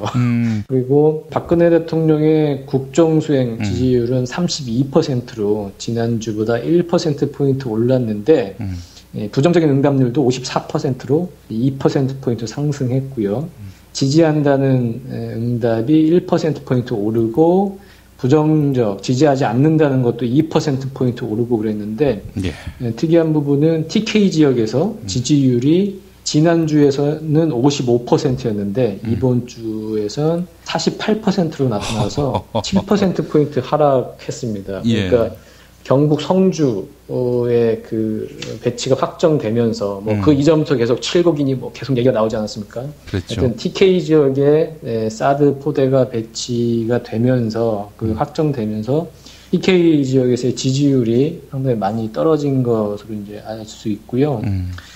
그 정당 지지도는 새누리당 30%, 더불어민주당 23%, 국민의당 13%, 정의당 5%로 집계가 됐고, 새누리당은 지난주보다 1%포인트 올랐고, 국민의당과 정의당은 각각 1%포인트 내려갔고, 더불어민주당은 변동이 없었습니다. 그 대권주자 선호도를 물었는데, 반기문 유엔 사무총장이 27%로 1위를 차지했고요. 상당히 많이 나왔네요. 문재인 전 대표가 16%, 그리고 안철수 전 대표가 11%, 박원순 서울시장 6%가 나왔고, 엊그제 마치 대선 출정식을 방불케 한 2년 전 전당대회 승리 기념식을 연 김무성 전 대표 지지율이 소폭 상승했습니다. 2%에서 3%로 소폭 상승했습니다. 이 사실 그 사드에 대한 정보가 국민들에게 충분히 전달이 됐다면 지금의 통계가 나올 수 있을지 의문이고요. 지금 당장 성주에 가서 여론조사하면 어떻게 나오겠습니까? 그렇죠. 자기 동네에 당장 사드가 들어선다고 했을 때 당사자로서의 그 인식이 과연 그럴 가능성이 약했을 때와 같을 수 있는지도 면밀히 따져봐야 될 텐데 글쎄 저는 이 통계가 그다지 큰 의미가 없다고 보는 부분은 국민들에게 사드에 대한 정확한 정보가 전달되지 않았기 때문에 또 지금 국민들에게 전달되고 있는 정보라고 하는 것들이 대부분 다 군과 정권에 의해서 이른바 마사지가 된 정보들이 주로 전달되고 있지 않습니까? 예, 그런 의미에서 보면은 지금의 어떤 그런 정보 부족 상태에서의 여론이 국민들의 확고부동한 사드에 대한 인식과 평가가 담겨 있다라고 보기에는 어려운 것이 아닌가 이렇게 생각이 됩니다. 네, 그리고 이른바 기울어진 운동장 론도 있는데 이 사드가 얼마나 문제가 많고 국이 이게 해가 되는 건지 그 부분에 대해서 주류 언론, 뭐 메이저 방송이나 뭐 이런 데서 이것을 제대로 그 정보를 전달한다고 보기 어려운 상황이고요. 예. 그렇기 때문에 말씀하신 것처럼 사드의 위험성이나 그런 부분에 대한 정보가 제대로 지금 전달이 안 되고 있기 때문에 특히 안보 문제에 있어서는 특히 더 그런 것 같아요. 그리고 안보 문제는 더욱더 감정적인 결정이 이루어질 수 있고 정서도 그렇고요. 국민들의 뭐 북한의 핵을 막기 위해서 이걸 하겠다는데 뭐 당연히 찬성해야지 뭐 이런 논리로 가면은 논리적인 설득이 좀 어려운 측면이 있거든요. 그런 부분이 좀 있는 것 같습니다. 그런 일이 있어서는 안 되겠습니다만은 없기를 진심으로 바랍니다만은 중국의 경제 보복으로 인해서 우리 경제에 큰 타격이 가해진다. 또 절대 있어서는 안 될 그런 군사적 보복이 예를 들어서 발생하게 된다. 뭐 보복은 아니더라도 미중 간의 어떤 그런 감정적 대립 이것이 뭐 무기가 오가는 그런 충돌로 이어지게 된다면은 그때도 사드에 대한 평가가 같을지. 네, 하여간 그런 일이 없이 이 국면에서 수습이 되면 제일 좋겠습니다만은 여간 참 여러 가지로 위험한 한반도입니다. 예. 자, 금요일인데 언니가 보고 있다. 이번 주 제작이 완료됐죠? 예, 제작이 완료됐죠. 업로드가 됐습니다. 방금 전에 제가 잠깐 말씀드렸지만 김무성 전 새누리당 대표가 목요일이었죠. 1,500명의 지지자들을 모아놓고 2년 전 전당대회 승리 기념식 성대하게 이제 열었고 그 자리에는 당대표 경선 출마를 선언한 정병국 한선교 의원 뭐 이런 분들이 와서 이제 눈도장을 찍었다고 하고요. 대선 출정식은 이제 방불케 했다고 했는데 이 지금 친박계에서 전당대회에서 서청원 옹립론을 이제 얘기를 하면서 친박계에서 이제 상당히 결집하는 그런 상황이 보이니까 김무성 전 대표가 일정을 좀 앞당겨서 전면에 나선 게 아닌가. 친박의 그런 결집이 죽어있는 김무성을 살려냈다. 이런 이제 평가도 이제 가능할 것 같고요. 일단은 그래서 김무성과 서청원의 리턴 매치가 될 것이다. 이번 전당대회는 이제 그런 관측도 가능하고 저희 기자들이 재밌게 그 포커스를 맞췄던 게 뭐냐면 지난번에 새누리당 의원단과 박근혜 대통령이 이제 식사를 할 때 박근혜 대통령이 이제 다 돌면서 의원 개개인과 다 이제 인사를 하면서 이제 덕담을 건넸단 말이에요. 그 자리에서 박근혜 대통령이 서청원 의원한테는 당의 어른으로서 정말 고생이 많으시다 이렇게 얘기를 했는데 김무성 전 대표한테는 여름 휴가 계획 있냐고 물어봤다는 거예요. 근데 지금 그 새누리당 전당대회가 8월 9일입니다. 8월 9일이면 7말 8초로 바캉스 이제 시즌이란 말이에요. 그래서 그걸 보면은 그 박근혜 대통령의 그 말이 전당대회 신경 쓰지 말고 그냥 어디 놀러나 가라 그런 얘기가 아니었냐. 좀 그런 추측을 한번 해봤습니다. 언니가 보고 있다 해서 그런 내용을 좀 담아봤습니다. 노골적으로 그렇게 얘기했다기보다는 심중에 넌 전당대회 때 빠져야지 이런 것들이 녹아난 가운데 실언처럼 나온 발언은 아니었는지 하는 생각이 드는데요. 어떻습니까? 근데 만약에 그렇다면 저는 실언보다는 상당히 고도로 계산된 하이 코미디일 수도 있고 매우 고감도 디스라고 이제 볼 수 있는데요. 근데 제가 보기에는 박근혜 대통령의 어떤 언변이나 그 수가 그렇게 높지 않기 때문에 별로 할 얘기가 없어서 우리 보통 여름에 만나면 휴가 언제 가세요? 뭐 이렇게 얘기를 하잖아요. 예, 그렇죠. 예. 그러니까 그런 차원이 아니었을까. 뭐 그렇게 좀 더 의미를 부여하기에는 우리 대통령께서 좀 수가 좀 높지가 않다. 저는 좀 그렇게 생각을 해봤습니다. 예. 그렇게 수가 낮은 분한테 우리가 5년 동안 개 털리고 있으니 이건 또 어떻게 봐야 될지. 예, 우리가 더 수가 낮은 건지 싶기도 하고 말이죠. 예. 뭐 국민도 속고 뭐 저희도 속고 다 좋은 거죠. 그런 셈이죠. 예, 알겠습니다. 김태규 기자님 한 주 동안 고생하셨습니다. 예, 감사합니다. 네, 다음 주에 뵙겠습니다.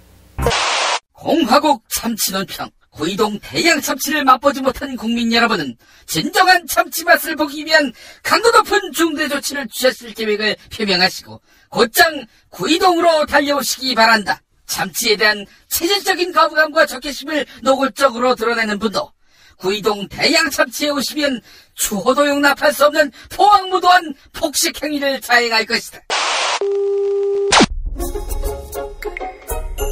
구이동 대양 참치. 월요일 참치데이 이벤트, 화요일 참치머리 서비스로 함께합니다. 주차장 걱정 마시고요. 대중교통은 서울 지하철 2호선 구의역 2번 출구에서 5분 거리입니다. 대양참치 구의정 02-455-8087. 아우, 저 사고 큰데 사람이 많이 다쳤겠어요. 아니, 저 차량은 뭐가 그리 급하다고 과속 운전에 끼어들기까지 하나? 아니, 근데 운전자 보험은 가입했을까? 운전자 보험이요? 저런 인사사고 때에는 상대방한테 형사 합의금을 지불해주는 운전자 보험 말이에요. 변호사 비용도 주고 벌금도 보장해주는 운전자 보험. 아, 자동차 보험에서 보장해주지 않는 대인 합의금을 보장해주는 보험 말이에요? 그거 굉장히 비싸지 않나요? 아니에요. 난 7,000원 운전자 보험 카페에서 가입했는걸요. 뭐라고요? 7,000원 운전자 보험 카페? 홈쇼핑에서도 월 2만원에서 3만원이던데. 버스도 승합차도 트럭도 자가용이라면 7,000원 운전자 보험 카페. 우와, 대박. 비싼 보험료 때문에 힘드시죠? 풀보장 운전자 보험을 저렴하게 만나는 가장 좋은 방법. 다음 네이버 카페에서 7,000원 운전자 보험을 검색해보세요. 전화문의는 02-849-9730. 10년차 베테랑 손해보험 전문 설계사가 평일은 물론 주말 공휴일에도 상담해드립니다. 다시 한번 전화문의는 02-849-9730. 뭐 7,000원 운전자 보험, 택시, 버스, 트럭 등 영업용 차량 운전자 보험도 상담해드립니다. 어머님, 아버님, 오래오래 건강하세요. 개업 축하합니다. 본세다 잠드소서. 결혼을 축하합니다. 형부, 우리 언니 반품은 안 됩니다. 차장 승진하신 주과장님, 주차장 되신 거 축하해요. 우리 같이 산 게 벌써 7년이나 됐네. 썩 짜릿했던 시간이었어. 선생님, 저도 사람이 되는군요. 선생님 덕분입니다. 하늘나라 가셨을 거예요. 곧 다시 만날 거고요. 태어나서 처음으로 여자에게 보내는 꽃이야. 너랑 닮은 꽃. 생일 축하해. 사랑과 축하, 위로가 있는 곳에 좋은 사람과 플라워. 1566-0263 1566-0263입니다. 당신이 알아야 할, 또 우리 공동체가 알아야 할 뉴스, 김영민이 챙겨드립니다. 지금은 제1부 뉴스 매거진과 함께하고 계십니다. 경제의 속살을 들여다보겠습니다. 오늘도 민중의 소리 이완배 기자 만나보겠습니다. 이완배 기자님. 네, 안녕하십니까. 예. 요즘 뭐 동아일보를 보니까 말이죠. 네. 이 김영란법을 흔들기 위해 아주 기를 쓰는 것 같습니다. 그 일전에 조선일보는 굴비의 눈물, 한우의 한숨 이런 거 한번 내보냈다가 된통 얻어맞은 뒤로 조용한데 네. 네. 아니, 동아일보가 왜 끝물에 이러고 있는지 도무지 이해를 할 수가 없습니다. 제가 답해드릴 수 없는 이야기라서. 그렇습니까? 예. 그 회사가 왜 요즘 그러는지는 잘 모르겠습니다. 예. 제가 과거에 속해 있었긴 했지만 예. 좀 저는 생뚱맞더라고요. 그런데 예. 조선일보가 끝나고 나서 왜 이렇게 마지막에 열을 내는지 저도 잘 그 이유는 잘 모르겠습니다. 근데 이제 제가 사실은 동아일보 요즘 보도를 보고 이 뉴스를 말씀드리려고 하는 건 아니었고요. 예. 제가 이제 과거의 김영란법에 대해서 한번 방송으로 말씀을 드린 적이 있었지 않습니까? 예. 그런데 사실은 심정이 이렇습니다. 그러니까 기자들이라는 게요. 그러니까 저하고 지금 같은 업종에 있는 분들이고요. 또 제 후배들이고 선배들이고 그래서 이 일에 대해서는 더 언급을 좀 안 했으면 좋겠다 이런 생각을 제가 가지고 있었는데 제가 이 도를 딱 넘었다고 생각을 했었던 게 엊그저께 한국일보에 나온 메아리라는 칼럼 때문입니다. 예. 이 글 쓴 분이 조재우 논설위원이라는 분인데요. 예. 그 칼럼에 자기 얼굴 사진까지 박았더라고요. 그런데 기사 내용이 너무 황망해서 예. 이 기사를 보고 한 번 더 말씀을 드려야 되겠다 싶은 생각을 갖게 된 겁니다. 칼럼 제목이 김영란법 시행되면 우리 모임은 이런 제목의 칼럼이었습니다. 예. 첫 대목이 이렇게 시작을 합니다. 그날을 체력 수복의 날로 정했다. 김영란법이 시행되는 9월 28일 말이다. 1950년 6월 28일을 북한군에게 점령당했던 수도 서울을 한국군과 유엔군이 90일 만에 탈환한 서울 수복의 날을 의미 없이 빗댄 것이다. 그날부터 저녁 술자리는 물론이고 골프장 출입도 사실상 어려울 것이다. 그러니까 이제 요 리드는 앞으로 골프도 못 치고 술도 못 먹을 테니까 체력 많이 좋아지겠다 뭐 이런 의미에서 체력 수복의 날이라고 표현을 하신 것 같아요. 근데 이제 이 다음부터가 가관입니다. 제가 이걸 혼자서 지금 황당해하는지 아니면 저희 청취자분들도 비슷한 감정이 느껴지시는지 좀 여쭤보고 싶어서 예. 약간 길지만 그냥 쭉 읽겠습니다. 예. 요즘 모임에 가면 화두가 김영란법이다. 법이 시행되면 언론인과 기업인, 공무원의 만남의 방식이 어떻게 변할 것인가가 관심거리다. 최근 있었던 고향 모임에서 참석자들이 상상력을 동원해봤다. 골프 문제는 오히려 해결이 쉬웠다. 어떤 편법을 써도 김영란법에 저촉된다. 아무리 할인을 받아도 1인당 5만 원은 넘는다. 그래서 절대 불가라는 결론이 나왔다. 저녁 먹는 건 다소 복잡하다. 호텔 식당은 물론 소고기집이나 횟집은 확실히 안 된다. 이런 곳에서 1인당 3만 원 이하 식사는 거의 찾아볼 수 없기 때문이다. 삼겹살집은 어떨까? 1인분이 1만 원 수준이니 술값을 합쳐도 괜찮다. 그런데 2차로 커피 한 잔은 몰라도 맥주집은 불가능하다는 결론이 나왔다. 일단 먹고 1인당 3만 원이 넘어서면 추가분을 객출하면 된다는 간명한 해법도 나왔다. 들으신 소감이 어떠신지 전 좀 궁금합니다. 저는 이걸 듣고 이렇게 말을 하고 싶습니다. 물론 기자들이 전부 한국일보 조재우 논설위원처럼 제정신이 아닌 건 아닙니다. 그런데 제가 이걸 보고 상당히 많은 수의 기자들이 제정신이 아니구나. 그러니까 이게 칼럼으로 나오겠죠. 논설위원 사진을 박은 칼럼이 중앙일간지에 실리는 겁니다. 예. 지금 이 내용을 보면요. 기자들이 모여서 지금 김영란법이 실시되면 어떻게 될까를 막 상상을 하고 있다는 거예요. 막 머리를 굴려보니까 골프는 도저히 안 된다. 이런 결론이 나왔다는 겁니다. 근데 왜 안 되나요? 그냥 네 돈 내고 치세요. 그럼 되는 겁니다. 이 간단한 걸 왜 모르는 겁니까? 그러네요. 보니까.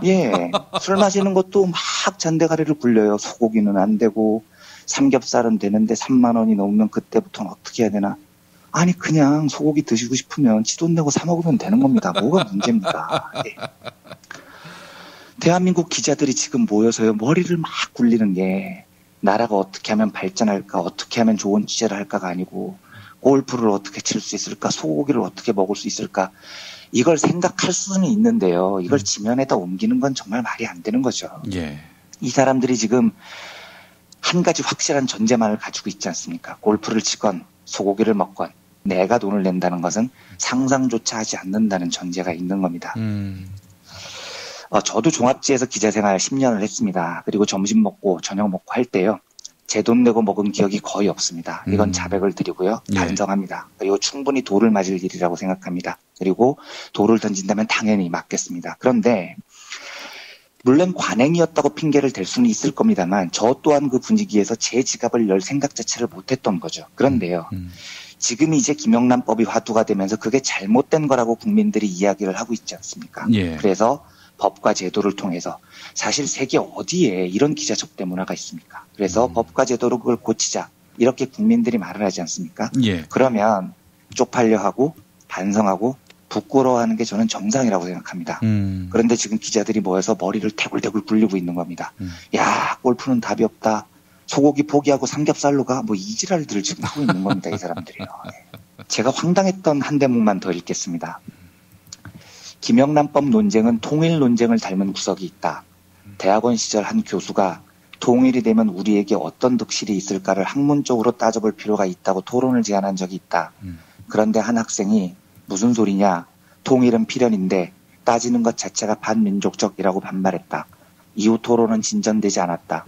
김영란법도 무슨 소리냐. 부패를 방지하자는데 라는 한마디가 반론을 삼켜버렸다. 제가 이 대목을 읽다 진짜 실시간으로 터졌습니다. 예. 과대막상도 적당히 해야죠. 예. 지들 골프 못 치고 소고기 못 먹는 서름을 그냥 이야기하고 끝나야지. 거기서 통일운동 논쟁이 왜 나옵니까? 공짜 골프하고 통일하고 어떤 논리적 연관성이 있다는 거예요. 제가 칼럼 소개는 여기까지 하고요. 예. 여기서부터는 제 개인 경험을 기반으로 드리는 말씀입니다. 예. 제가 보기에 한국 기자들의 가장 큰 문제점은요. 이게 나양욱 씨가 말한 개돼지 발언하고 본질적으로 비슷합니다. 오히려 제가 보기에 한국에는 사실은 자기도 개돼지면서 자기들이 귀족으로 착각하는 가장 핵심적 직업군들이 기자들입니다. 왜냐하면 대형 언론사 기자들은요. 자기들이 마음만 먹으면 장관도 아무 때나 만납니다.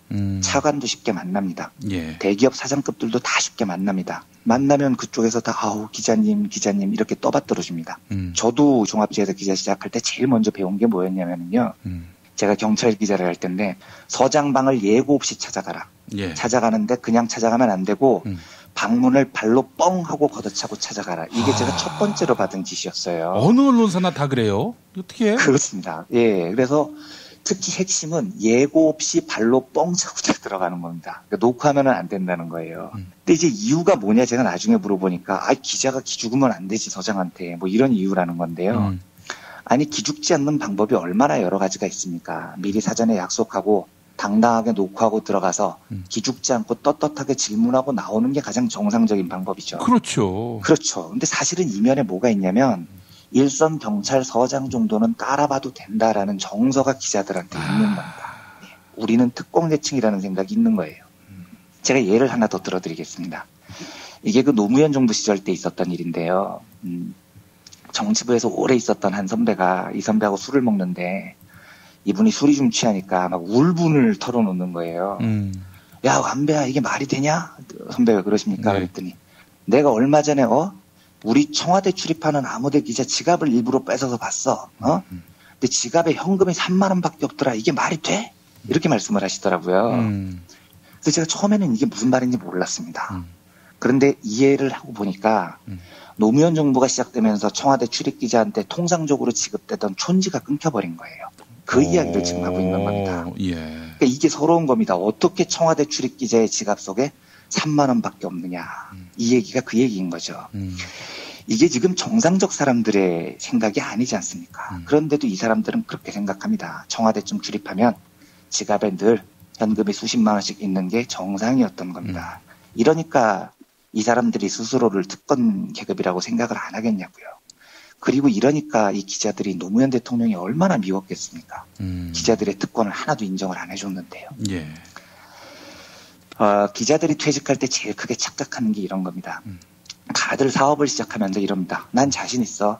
내가 아는 취재원이 몇 명인데 야, 다 형 동생 하는 사람들이야. 나 자신 있어. 두고 봐라. 예. 그래서 제가 피식 웃죠. 취재원들이 기자에게 형님 동생 하는 건요. 예. 그분이 기자이기 때문인 겁니다. 예. 기자 그만둬 보십시오. 한 명도 주변에 안 남습니다. 큰 착각이에요. 아무도 안 도와줍니다. 그런 착각은 PD들도 합니다. 그렇죠. 예. 이 실제로 보면 기자나 이게 조중동 정도가 아니면은요, 또 방송사들 정도를 빼면 실제 기자들 생활 수준이 높은 편이 아닙니다. 되게 살기 힘들어요. 그러니까 아마 아이들 영어학원 보내고 이러기가 쉽지 않을 겁니다. 주요 기자들이라고 하더라도요. 예. 그러면 어떻게 해야 되느냐? 선택의 길이 딱 두 가지가 놓여 있는 겁니다. 하나는 내가 평소에 장관이나 사장도 만나고 다니는 사람인데, 나도 골프 치고 좀 살아야 되는데, 내가 저 개돼지들하고는 같이 살 수가 없으니까, 이렇게 선택을 하면 기자가 개판이 되는 겁니다. 공짜 골프를 쳐야 되잖아요. 예. 촌지를 받아야 되잖아요. 여기에 목숨을 걸려고 하면 그 골프를 제공하는 사람들, 촌지를 제공하는 사람들한테 기자가 딸랑거려야 되는 거죠. 두 번째 길이 있습니다. 내 실생활이 개돼지니까 개돼지의 삶을 어떻게 함께 바꿀 것인가를 고민하는 겁니다. 이러면 기자들이 오로지 독자의 눈치를 보게 됩니다. 민중들 눈치를 보게 됩니다. 그래서 사회의 변화와 동력을 찾아서 취재를 합니다. 어떻게 하면 이 사회가 보다 평등하게 될까를 고민하게 되는 거죠. 제가 이 방송 듣는 기자분들 거의 없겠지만요. 개돼지에 속하는 기자 여러분들께 꼭 하고 싶은 말이 있습니다. 이 여러분 앞에 이 두 개의 길이 놓여 있다면 부디 권하는데 1번 길을 선택하지 마십시오. 그거 절대 오래 안 갑니다. 재벌들하고 골프 같이 친다고 기자가 재벌처럼 살지 못한다는 얘기입니다. 2번을 선택하는 게 옳은 길입니다. 다시 말씀드리지만 박봉의 기자는 결국은 개돼지 부두 중에 한 명인 거고요. 제가 후배 기자들에게 꼭 당부하고 싶은 말은 함께 연대해서 좋은 세상 만듭시다 이 말입니다. 예, 개돼지가 아닌 것처럼 코스프레 하지 말고요. 조재훈 논설위원의 글을 보고 제가 하도 한심해서 아무도 안 듣겠지만 기자들의 삶과 정신이 조금 바뀌었으면 좋겠다는 희망사항을 이렇게 전해드렸습니다. 예, 아유 구구절절 옳은 말씀입니다. 근데 한국일보가 참 걱정이네요.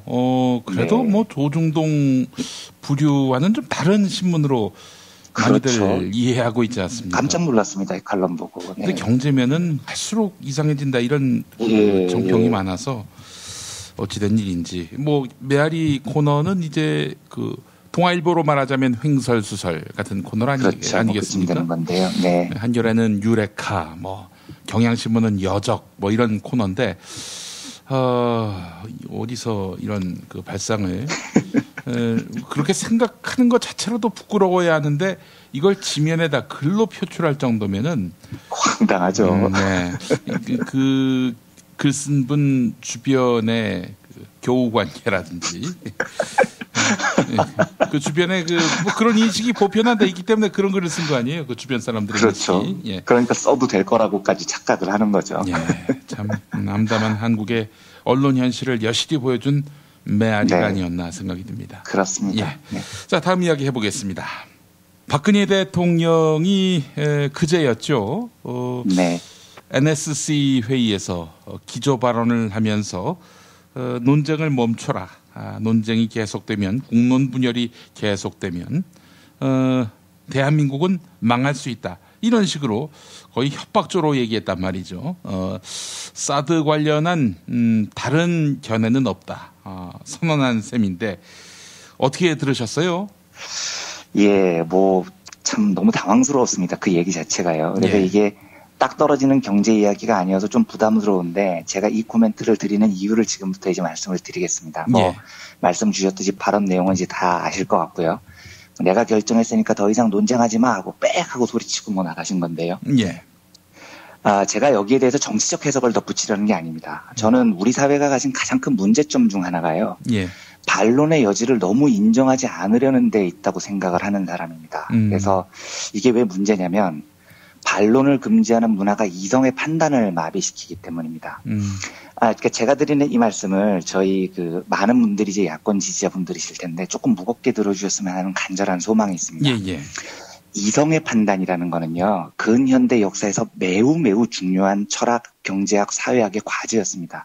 아리스토텔레스를 위시해서 데카르트, 칸트, 하여튼 뭐 이름 좀 알려져 있다는 철학자들의 대부분 사상은 이 이성의 판단에 대한 이야기입니다. 예. 뭐가 진리냐? 진리를 파악할 때 가장 중요한 것은 인간의 이성적 사고방식이라는 것을 전제로 합니다. 근데 우리는요, 근현대 사상을 거치면서 이런 이성에 대해서 제대로 고민을 해본 시기가 거의 없습니다. 그러니까 심각한 철학의 부재 시대에 살고 있는 거예요. 예. 그러니까 뭐 우리가 웃으면서 듣지만 나라를 팔아도 1번이다. 이거는 정말 심각한 이성 부재 현상인 겁니다. 예. 근데 이게 비단 보수 쪽만 그런 일이 벌어지는 게 아니에요. 진보 쪽에서도요. 어떤 지지자가 결정이 되면 예. 내가 지지하는 후보가 결정이 되면 옳건 그르건 무조건 그 정치인이 하는 말은 다 옳게 돼버리는 경우가 많습니다. 이성적인 판단을 안 하는 거죠. 예. 제가 오랜 그 소수 진보 정당 지지자로서 받았던 서름이 약간 그런 겁니다.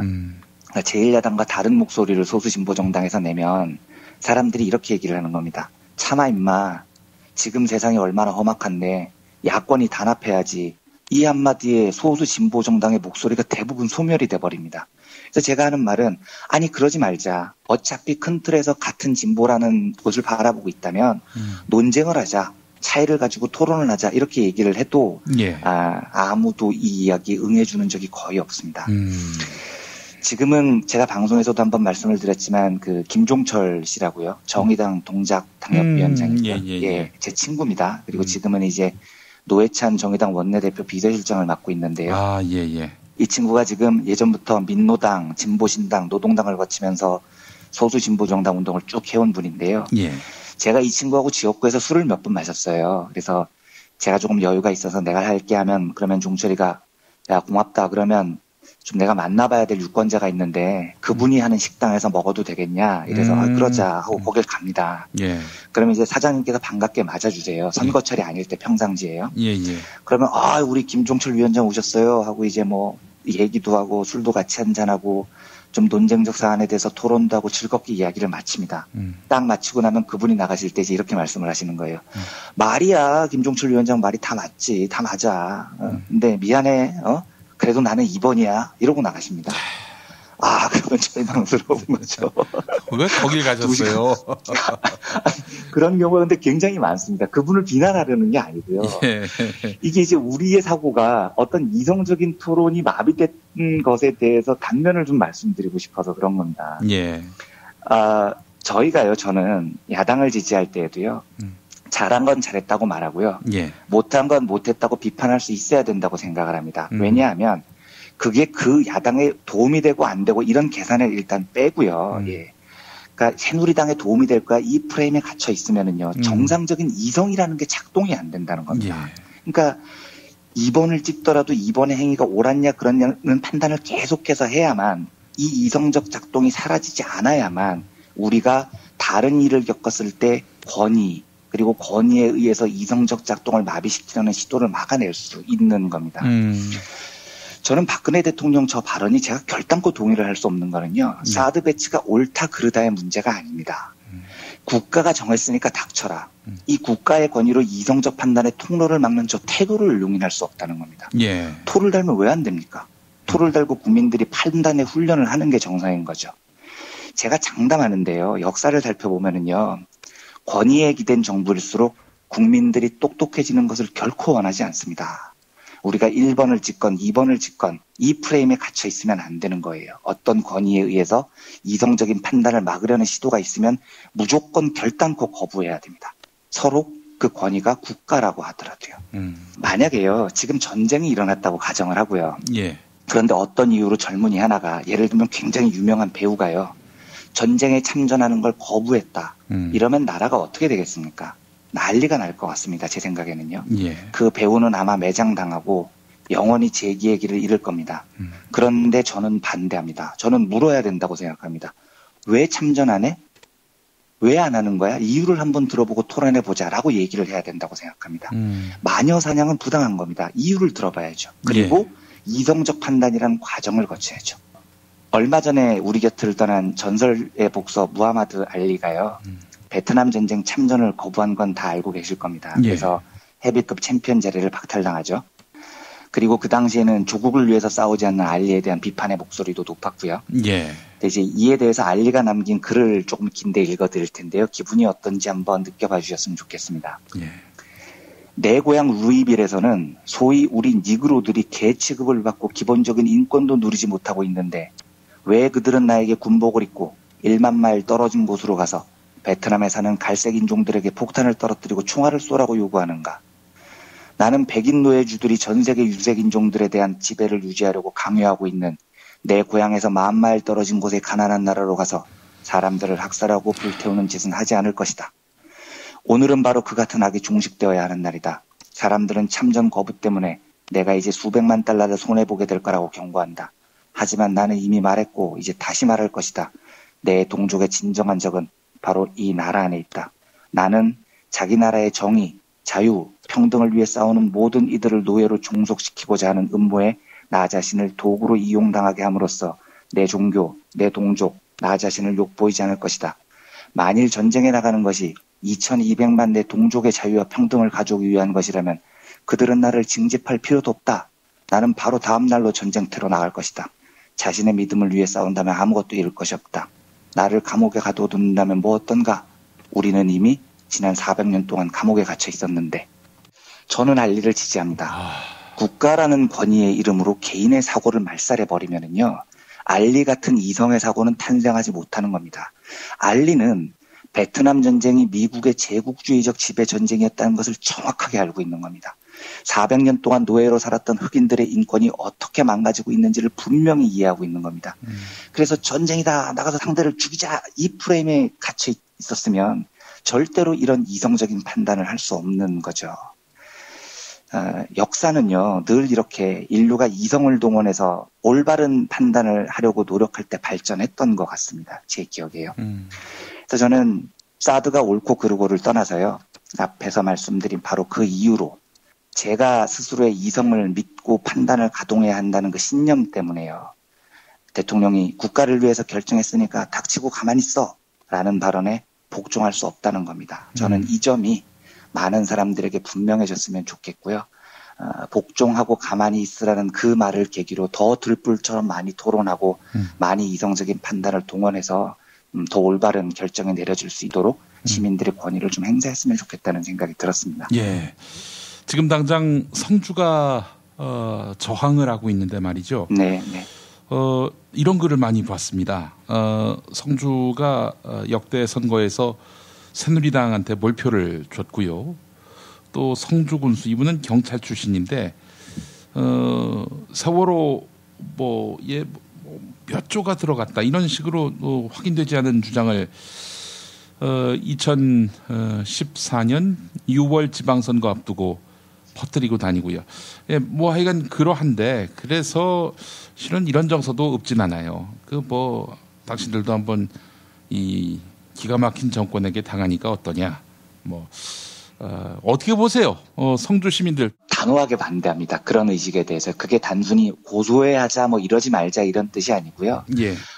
모든 민중들의 각성은 작은 일로부터 시작을 합니다. 그래서 각성하지 못했던 사람들에게 니들이 손가락 잘못 돌린 대가를 톡톡히 당해봐라 라고 비아냥거리는 건 올바른 이성의 태도가 아닙니다. 어떤 각성을 통해서 이제 새롭게 싸움의 길에, 연대의 길에 들어서는 새로운 민중들이 있다면 더 따뜻하게 우리가 손을 내밀고, 연대의 손을 내밀고 토론하고 어디서부터 출발이 잘못됐는지를 이야기를 해서 점점 더 우리 쪽에 가까이 오도록 만들어야죠. 그러기 위해서는 따뜻하게 연대해야 됩니다. 조금 더 따뜻한 모습들을 보여줬으면 좋겠습니다. 저는.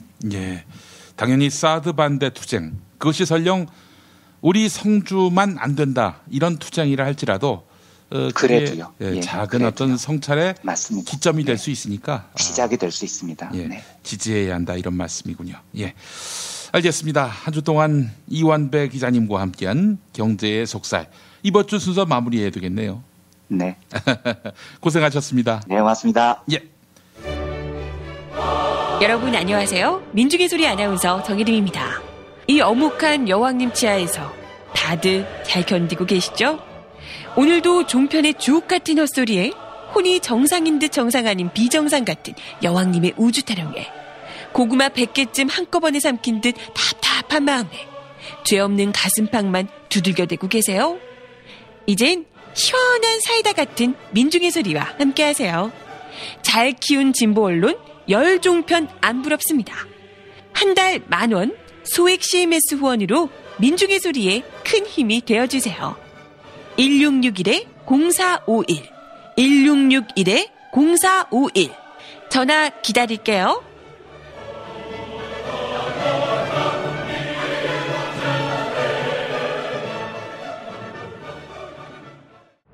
지금처럼 사는 게 싫습니까? 전복을 원하십니까? 그렇다면 와우 전복을 드십시오.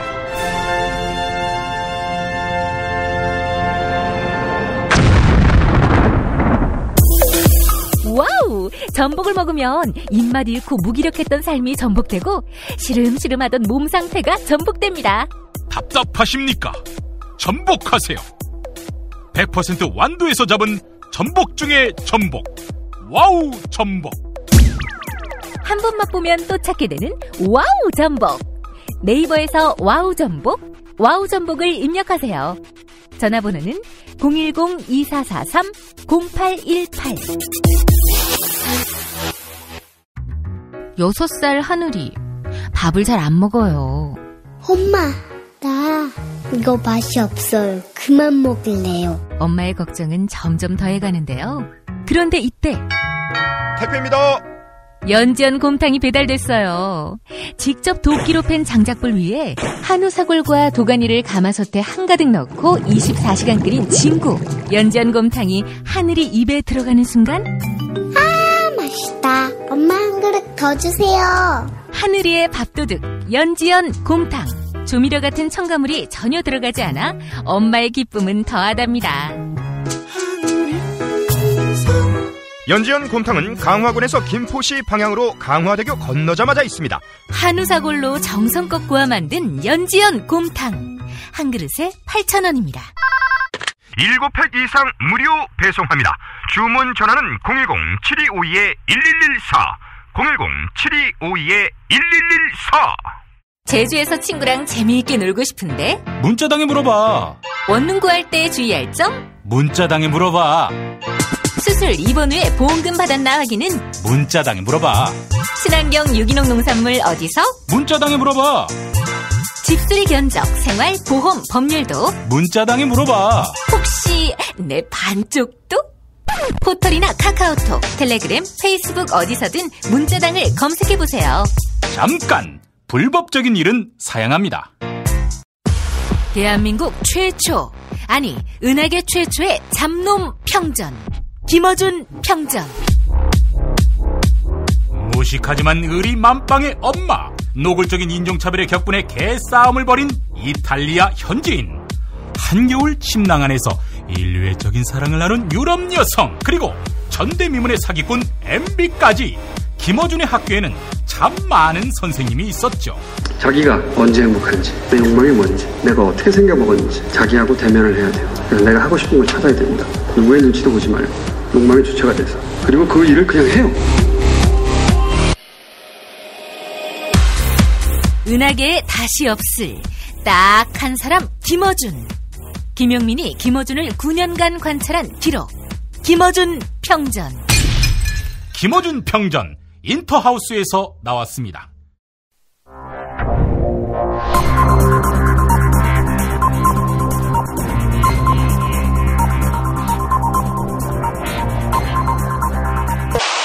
공화국 논평. 뭐 애매한 때면 외국에 나가시는 박근혜 동지께서는 성주에서 황교안에게 폭력을 행사한, 즉 자생적으로 발생한 종북 좌파에 대한 강도 높은 국가적 중대 조치를 취하실 계획을 표명하시고 구체적인 공격 방침을 제시하시었다. 경애하는 박근혜 동지의 단호한 결심은 박 동지를 대신해서 설득하러 내려왔지만 실은 통보하러 내려온 것이지만 넘버 2 황교안인데, 각하의 분신인데 그에게 물병을 던지고 계란을 던진 것은 강력한 응징의 대상이다.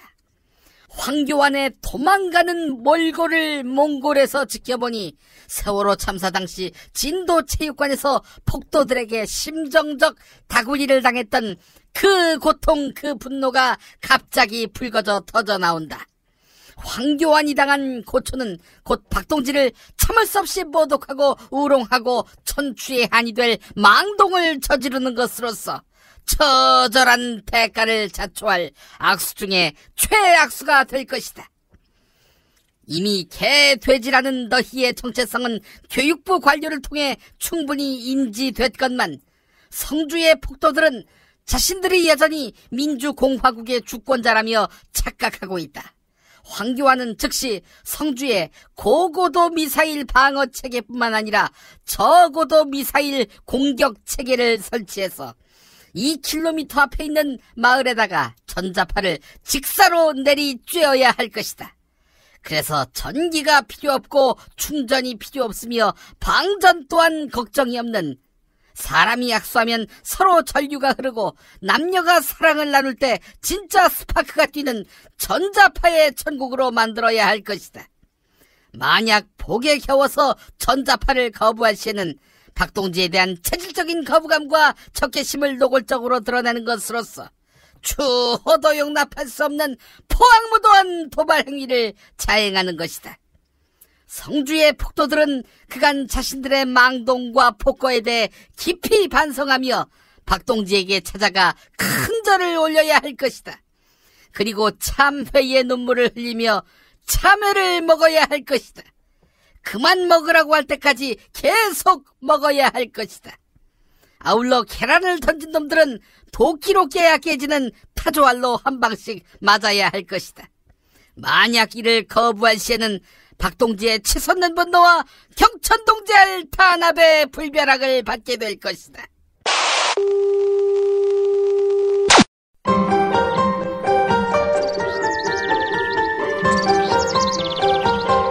오늘의 날씨. 장마전선상에서 발달한 저기압의 영향으로 전국이 흐린 뒤 비가 오겠습니다. 낮 최고 기온 21도에서 27도가 되겠습니다. 주말에는 전국으로 장맛비가 확대되겠습니다. 김용민의 뉴스 매거진 마무리는 역사학자 전우용 선생의 글로 하겠습니다. 민중은 개, 돼지라고 한 나향옥 씨가 국정역사교과서 담당이었다고 합니다. 아무래도 국정역사교과서 원고를 검토하다가 저런 역사관을 갖게 된 듯합니다. 그는 파면됐지만 그와 같은 역사관을 가진 국정역사교과서가 곧 나옵니다. 네, 김용민의 뉴스 매거진 마치겠습니다.